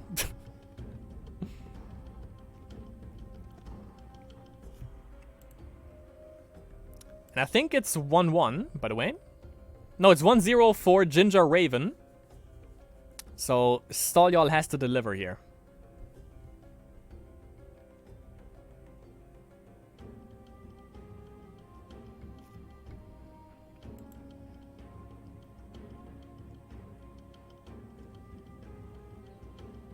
So, Stall y'all with the DO. And as per usual... Ginger Raven has 4 minutes on Stall y'all, but, you know, that goes without saying. Basically, he's always... Time is not his friend. Stall y'all's, that is.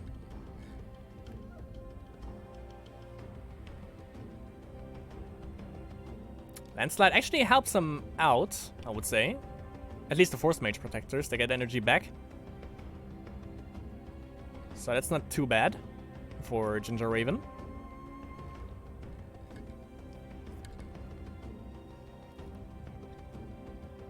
Got a trend under Keanu Reeves now. Probably gonna block like some fireballs, I would assume. And well, Ginger Raven knows what he draws into. Goblin Warrior into Force Mage. Pretty good, actually. Oh, 10 rating party. Didn't play the second Force Mage yet. And Stall y'all down to 10, Ginger Raven to 15. But now Tren obviously is on the board. And he's gonna be blocking some spells, that's for sure. 2 mana, I think, for... Yeah, 2 mana for the Might Emblem. So he'll be down to 6 if he didn't draw yet.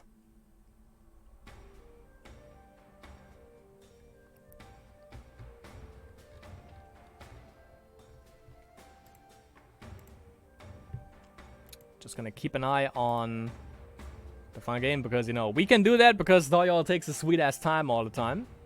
Yeah, it's still 1-1 between Dobby and Wildblade. Didn't have any problems, by the way, with getting hit by Cosmic Rays, only once, so that's definitely a good thing.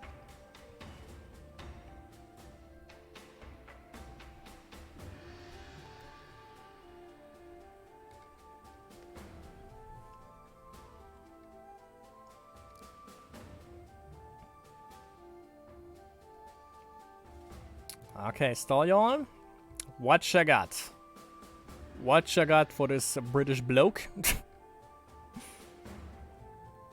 We're gonna see. I definitely would like put one Might Emblem though on the trend, so he's out of Fireball range. And he can't use that anymore. No Fireballs, no Symbol of Furies. Definitely slows him down just a little bit. Jogun. Probably Primal Battle. Not sure what he would use it on. You could pop the Shield Emblem from the Tulululu 10 raiding party. If he goes up... If he puts like one Might Emblem because he blocks... With one Might Emblem on trend, he obviously blocks himself off out of Primal Battle in the first place.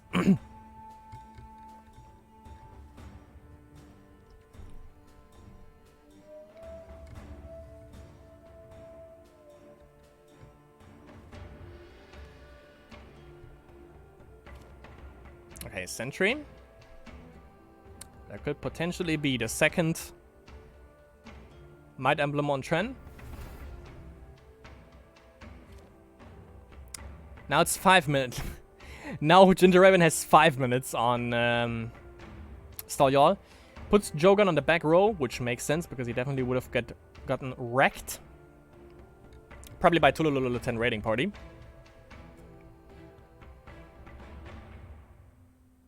He can kill Tren though. Yeah, he can. If he just runs, for instance, the Goblin Warrior into the Sentry. No, actually the Force Mage Protector into the Sentry. Oh my god, he has a chicken. Okay, now everything is just way better for him. Now he doesn't have to lose anything. Tulululu 10 raiding party first. Chicken second. Get that trend down, boy. Cut that trend down.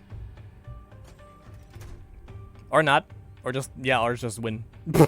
That's also it's also a possibility. No, wait, it's not lethal. No, it's not. Stop lying. It's not. Okay, you realized that. But maybe you could have just gone phase, I don't know. Because Tren is just a 6-6, like it's not doing much. He's definitely not gonna have lethal next turn, Stallion. That's not gonna happen. Especially considering that he has like a blocker in the Force Mage Protector. Yeah, Tren is unstoppable, but still, it's not enough. He can't like distribute 17 Might Emblems on him. Or not 17 Might Emblems, but make Tren a 17-17. You know, that's not gonna happen. Down to 1 HP. Didn't kill off Tren, however, but yeah, doesn't need to. With the broad presence he has, and I don't think that there's any way for Stallion to clear this other than, well, double, yeah, well, double, not even that. Double Radiance, I was about to say, but that still doesn't clear it. He's not out of lethal range with that. But maybe you can do some magic right here with Tren. Symbol of Faith, okay, that helps out. Into what, though, is the question? Into the Force Mage Protector, okay. I thought for sure Tulululu 10 raiding party, but apparently not. 9 HP, puts everything on the front line, and the Pegasi, sure. Okay, so that helps him a little bit. Totally forgot about the Pegasi thing. But yeah, okay, that stalls.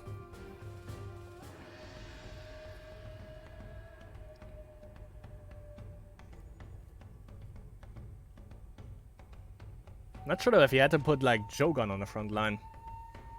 Maybe. He can, if he attacks with the chicken, he can just trade the Kentucky Fried Chicken Captain into the chicken? Yeah, okay, he has to use 3 Pegasi to kill it, thanks to the shield. There's gonna be a 1-drop coming. And also don't forget he has double chop, by the way, as well. And he only needs 3 mana. Never mind. I was about to say 3 mana to kill everything, but no, Jogun is 3 HP, so needs a little bit more. He needs 4 mana for that. Goes for a Boar Rider, however, can block the Tren.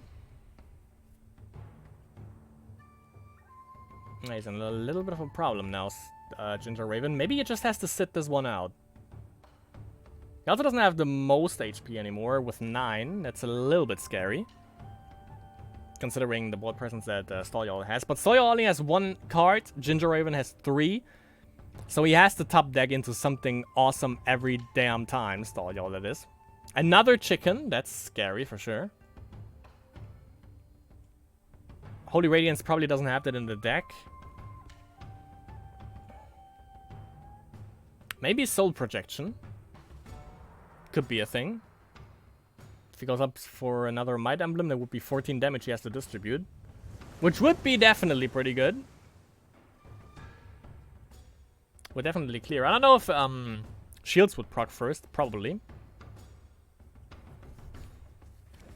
So it would still be Chickens and Tululula 10 Raiding Party out.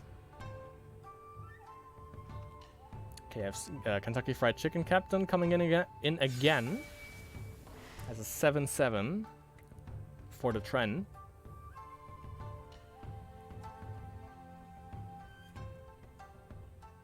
Wise decision, Primal Battle.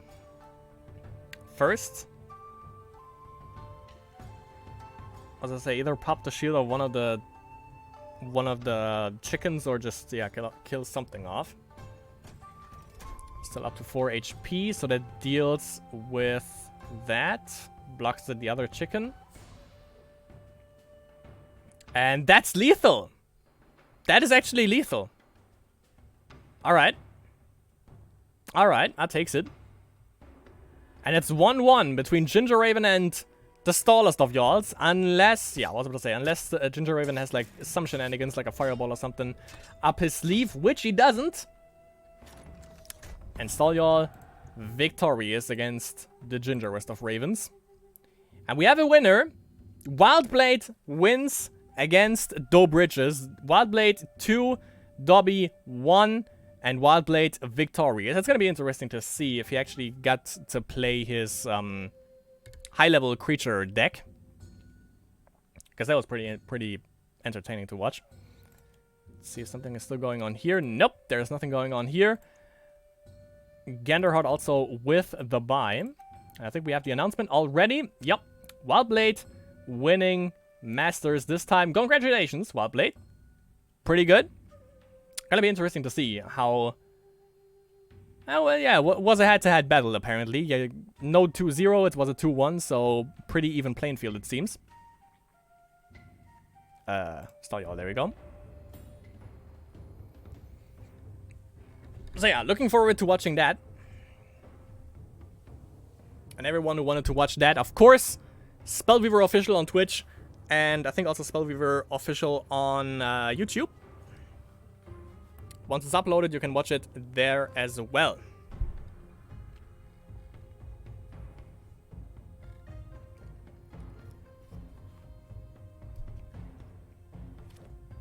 Let's see, Ginger Raven with his Birkening deck, and Stolyol with Mono Dominion.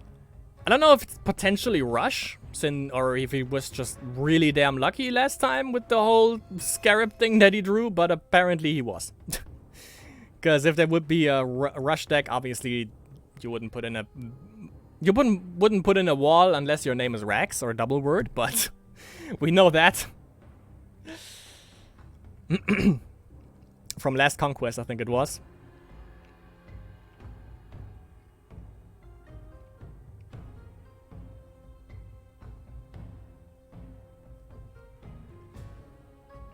I actually wanted to drink other beer today. I actually wanted to drink chunk beer, but I forgot to put it in the freezer prior because I'm a fucking dumbass. But you know, just saying, Kirin Ichiban, Japanese beer, it's fucking value right here.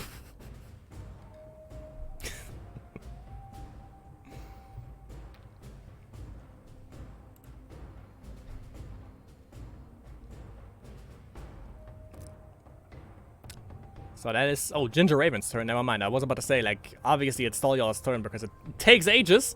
But apparently not. Ginger Raven channeling his inner Australian boat person right here. Fireball into the Assassino. We got the Lizard Barbarino.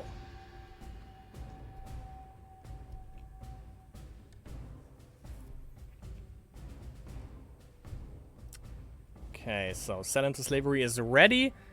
Scarab goes for the additional mana crystal.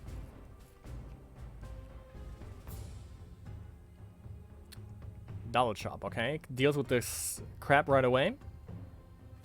And he, yep, deals also with the wall. Wall can freeze since he doesn't doesn't have wisdom.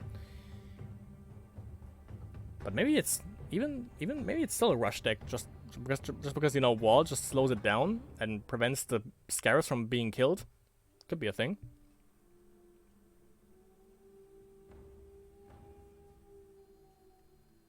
Also, I heard that spiders are out of the meta, and I never played a spiders deck, but I would be inclined to do that, actually. Obviously, you need to switch it up now, I think. Spiders decks. Just put in some Eternal Servants, and I think you're good. Maybe some crabs? Woodland Revenant? Could be, but then it wouldn't be solely a spider deck, obviously. I think there would be a little bit too much creature mix-up.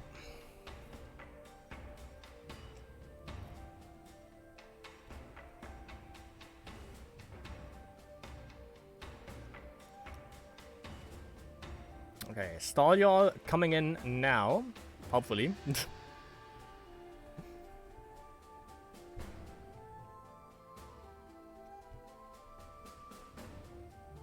Okay, backs down from DOing, never mind.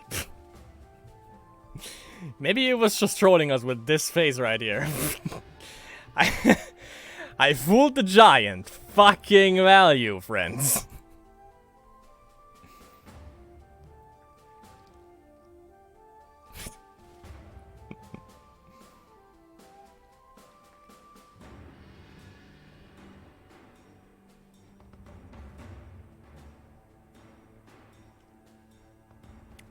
Definitely the battle of the ages right here. Everyone who knows those two knows that they have some, obviously some history, pun intended, together, so this is for all the marbles between these two at least. So Prinny is gonna kill off the Barbarino. Don't think Ginger Raven has any means to actually deal with that. Maybe like double power discharge, but it would be a little bit wasteful. Sure, it redraws itself, but using that on Elizabeth Barbarino just in case to make sure that Prinny dies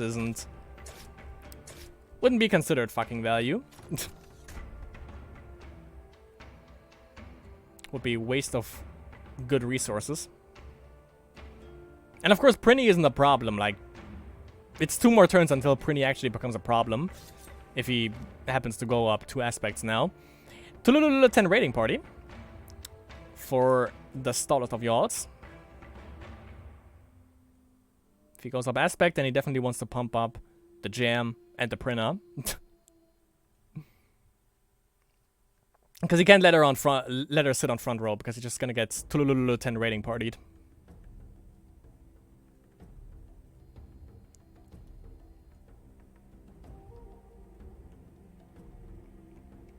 Gotta say though, by the way, I always saw the artwork on Alexander Nanichkov's Deviant art, and I always loved it, by the way.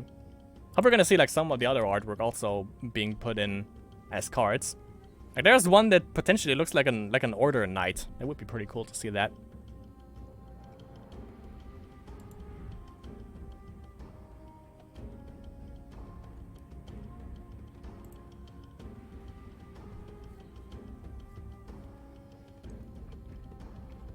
Okay, with 5 mana, Stoyol passes turn.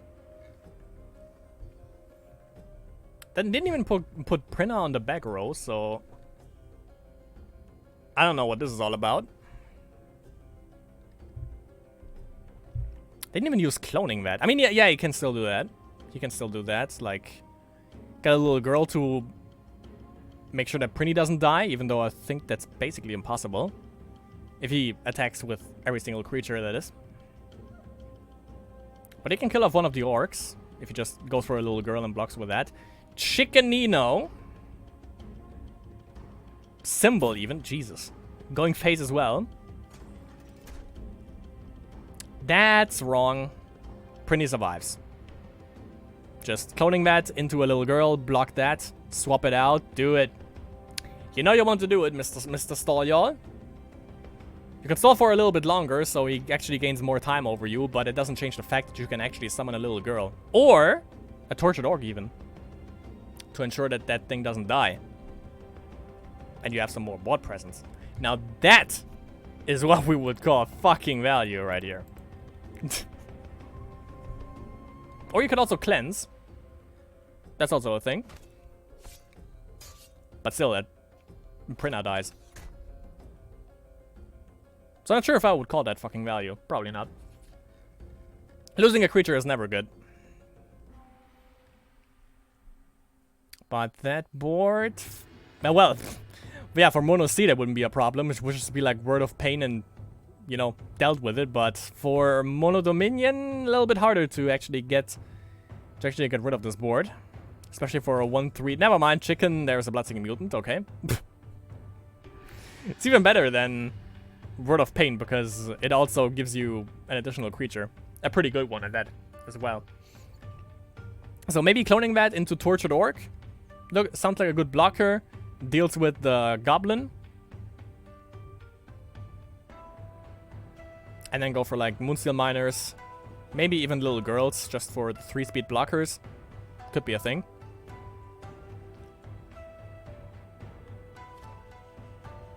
Bloodwell Matriarch. What can you get spell-wise? Symbol. Fireball. Yeah, okay. I'm sold. I'm sold in Pepper. Probably gonna get it. I would say maybe use Symbol. You don't really potentially want him to have another Fireball in the deck. Symbol he probably can deal with. Doesn't use anything. Yeah, he can during the enemy turn, but he might also be able to remove the Matriarch, so I wouldn't push my luck on that. Yes, it's there's double chop. Even though double chop, was it up to 3 damage? Yeah. So yeah, that's the Bloodseeking Mutant gone. And that has to be Symbol. Could also be Fireball, but I would go for Symbol, I think. Single target 3 damage or spread out 4 damage. What do you want to give your opponent? That is the question. I say Symbol. Considering what he has in the deck. Yep, Symbol. 2 mana left. Let's see if he has a drop, like a Baburino or something. Well, yeah, doesn't. That Matriarch with 4 HP now is actually a little bit of a problem. It's hard to remove this. For a deck like the one that Ginger Raven is running at the moment, at least, because Tulululu 10 Raiding Party can deal with it, but everything else is just like so weak. Like Bloodwell Matriarch lives through most of the stuff that Ginger Raven can potentially put out. And he needs to put out a huge board to actually be able to remove this. Which we're gonna see if he can manage to do that or not. Tempting Lure. Maybe get a chicken. Guess it. Timmy? Because, yeah, Tulululu 10 Raiding Party wouldn't have done much. And I would say just go for the card draw. Seems fair. Yep. Got that 4-3 Teme. That kind of sucks that he didn't really get anything out of Tulululu 10 Raiding Party. He could have locked them out of him. Out of 1, at least, but... yeah, it doesn't really do anything. It's just a 3-2 that looks nice. That's about it. Of course, Teme is much more value. Might Emblem... and of course card draw. You could say it's much more fucking value, as we say right here.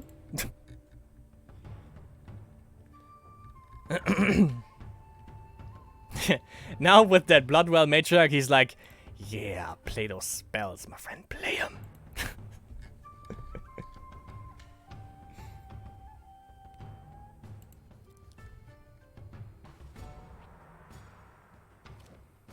Okay, another chicken, Teme. And that would deal... yeah, okay, he has to attack into Teme first, because... Because he would have swapped out. Because he wants to keep that Bloodwell Matriarch. And that Timmy is gonna die, by the way, because 2 energy, and he has a fireball in there. There we go. As proof. So that Timmy is Dungeon Rings. For Sheezy. Only shitty part about that is that he now, Ginger Raven now has another Symbol of Fury and another fireball in his deck as well. So it's kind of a trade-off. But again, you know, those 4 HP, as I said, it's gonna be a little bit iffy to remove this, especially if he pumps it up now with Moonsteel Miners, which I would do. Not sure about Stolial, though. If he's one of those guys that would do that, potentially. But we'll find out in a second. Or in a minute, in terms, since, you know, it's Stolial we're talking about. He's actually been playing kind of fast for his... You know, compared to how he usually plays. Power Surge keeps 5 mana. Not sure which kind of instant spell you would chuck here. Yeah, probably Cleanse. And that shuts down Timmy just a little bit. Yeah, now, well. Yeah, he didn't even use Cloning Bat. Like, why not? Could have gotten double Moonsteel Miner, pump up the Bloodwell Matriarch twice, kill off the Timmy. No, wait, yeah. No, yeah, he could, because Cleanse is only 5 mana, and I think he had 8 mana left. Not entirely sure, but if he did, then there was a misplay, kinda. Assassin skilled into Scarab. Doesn't kill her off quite, but of course there are no spells in the graveyard anyway, so of course I thought he would attack with the Bloodwell Matriarch, but he didn't attack. Maybe missed out there. Missed out on 1 damage. Lizard Barbarino into, how's it even called? Rune of Insight, Ancient Ruins. So got an additional card draw when you play like a level 1 creature. Double chop. And that's a mutant and a crab gone. Taking 4 damage. So he's down to 7. Both are down to 7 at this point. So it's down with the clown. It's down to the beating. 2 mana, but no spells in the graveyard. And I think he doesn't even want to play anything, so... Just so that the Bloodwell Matriarch isn't as much of a threat as it is currently. Tempting Lure. Could get another Timmy. Yeah, he wanted to, but gets a Tululu 10 raiding party instead. It's fair enough. Moonsteel Miner, bump up the Matriarch, and then kill off the Barbarino. Yeah. You know you want to do it. Exactly. 3 mana, 2 cards. Don't think there is anything, that he has to fear. So that threat, potentially, Lizard Barbarino is gone. Looks pretty good for Stolial for now. Stole another creature. Has, well, 1 more card in hand, so it's not much big of a difference. Gets the card row with Power Discharge. Fia coming in, as well as a Tortured Orc. Tortured Orc is randomly in the deck. Why not? So it's some sort of a Rage Rush list-ish. Cataclysm, sorry, also probably in Stolial's deck. Since it's one of Dominion. Tululu 10 Raiding Party actually deals with Fia. He can get Power Discharge. Which he probably will to kill off the Fia, or not. So use that to freeze? Okay, to shock, but it's only 2 damage coming in, so that's not lethal yet. Cloning that into Moonsteel Miner, into Fia, or Tululu 10? Or both.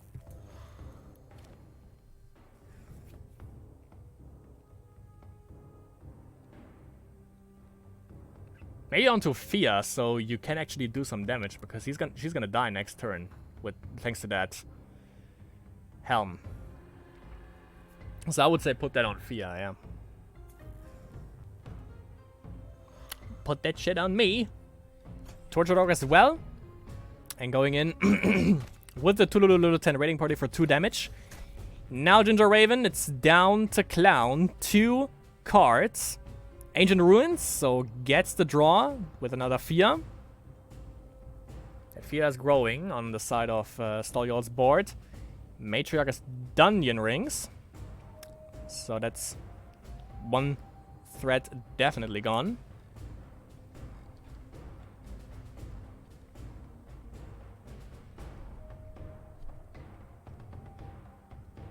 Another power discharge onto the Fia, so she can't attack.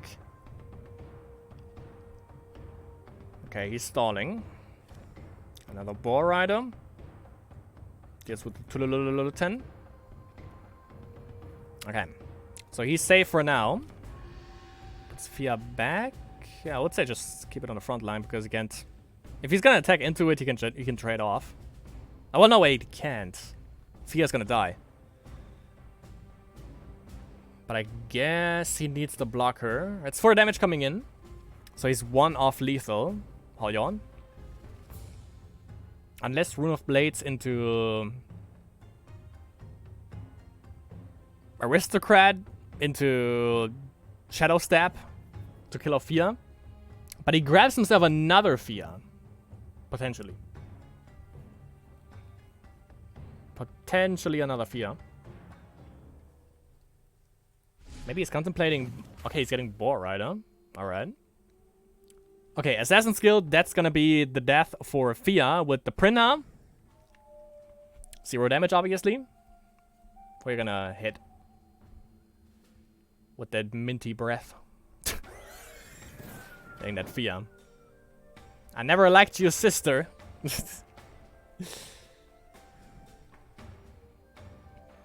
Moonsteel Miner, yup. Going up for that. Not that Fia, okay. 2 damage coming in from Fia, 2 if she dies. And that's game, actually, also. For Stolyol, reigning supreme over the gingerest of Ravens. And that is it, basically. Yeah, that was the last game as well. So here we have the final standings. We have Shislindritz, and best name in the game, by the way. Right next to SWAT Blues. Shislindritz. That's my new favorite name, definitely. Shislindritz, rank 15. I don't know, man. Rank 14, both 0 points, dropped. Geronimo on 13 with 0 points, sadly. Sad to see this. Lucy V, 1 point, rank 12. Rank 11, Genderheart with 2 points. Then the whole 2-pointers, rank 10 to 6. We have Baka 9, Freebie, Jugador, Ginger Raven, and Sensei Juice. 3-pointers, we have Stolyol on 5, Sasha Ear on 4, Do Bridges on 3, and Lyris on 2. So we definitely made up for that. Do Bridges with an overall match win percentage below Lyris. So Lyris claimed the second place right here, and then we have Wildblade Sovi. 4 points, our winner of Masters Championship final number 37. Congratulations, dear Wildblade Sovi. Actually, standing ovations for that. That was pretty damn impressive. Pretty well done. Nice. Wildblade with the win in this Masters. Did we even? Yeah, we did. We covered some matches from him, I think. At least 1 round. Should be. And, yeah, my friends. That was it. Masters Championship final number 37, my side of the view. Obviously, there's going to be some minutes to catch up for Spellweaver Official, so I'm definitely going to be there. I'm going to be over on twitch.tv for the interview. Check that out. Definitely make sure to check that out as well. It's going to be about, like, I think 7 minutes from now until stream catches up, and then we have the interview. Hopefully, I'm pretty sure we do, though, with Wildblade over on Spellweaver Official on twitch.tv. So I'm going to be there. This one is obviously also going to be up on YouTube soon. So if you want to watch that again, you know, you can. If you haven't watched the Spellweaver Official, you can rewatch this one if you want. And then, you know, pick out who did the better job. No, of course not. It's not a competition. Stop it. It's not. But we had some cool games, I gotta say. That's for sure. Definitely, I think the most my most favorite game was between Geronimo and Dobricious, when Dobricious just BM'd, I think, and then just missed lethal twice, basically. And yeah, the Geronimo's shamans basically just wrecked him, but of course, you know, Dobricious came out victoriously after all. And second favorite, I think, Lyris, one of the one-turn heal games we watched, because he had so many options, you know, getting back like Exorcism, shuffling back the Eleanors, and seeing one-turn heal against Dominion, Mono Dominion is actually pretty interesting, because, you know, that's always what happened to me. When you play against Mono Dominion, when you play against the Advanced Despina, they always want to steal your shit. They always want to steal your Eleanors, and that's, of course, where you have to draw a line and, you know, get like Exorcism and stuff like that. So when you saw that, when you play against Advanced Despina, always keep all the Eleanors in your hand, because they're gonna steal them. And that's that. We don't run like that. But yeah, shoutouts, by the way, to, let's see who was in the chat all the time. Obviously, Common Pepe Meme. Thanks for tuning in. We have a bunch of people, actually. We had Angel of Light, Cash Bear, Commander Root, Common Pepe Meme. Oh my god. Yeah, I've seen him before. Electrical Longboard, Lurks, Nerdle, VNK, Virgo Pros, and Wildblade also was here. We've seen that in the chat. So yeah, thanks to everyone for joining. Thanks to everyone on YouTube also for watching. I hope you enjoyed my little coverage of Masters Championship Final number 37. As I said, we had some pretty cool games. And yeah. I think I'm gonna see you over in on Spellweaver Official in the chat. So yeah, thanks for watching, and I'll see you maybe next Masters, but definitely on the next stream, because we have to rank up again. So again, once again, congratulations to Wildblade Sovi. You are the Masters champion for now. And yeah, we're gonna see if you can redeem your title next time. So until then, I'm signing out. Peace, and see you in the next stream.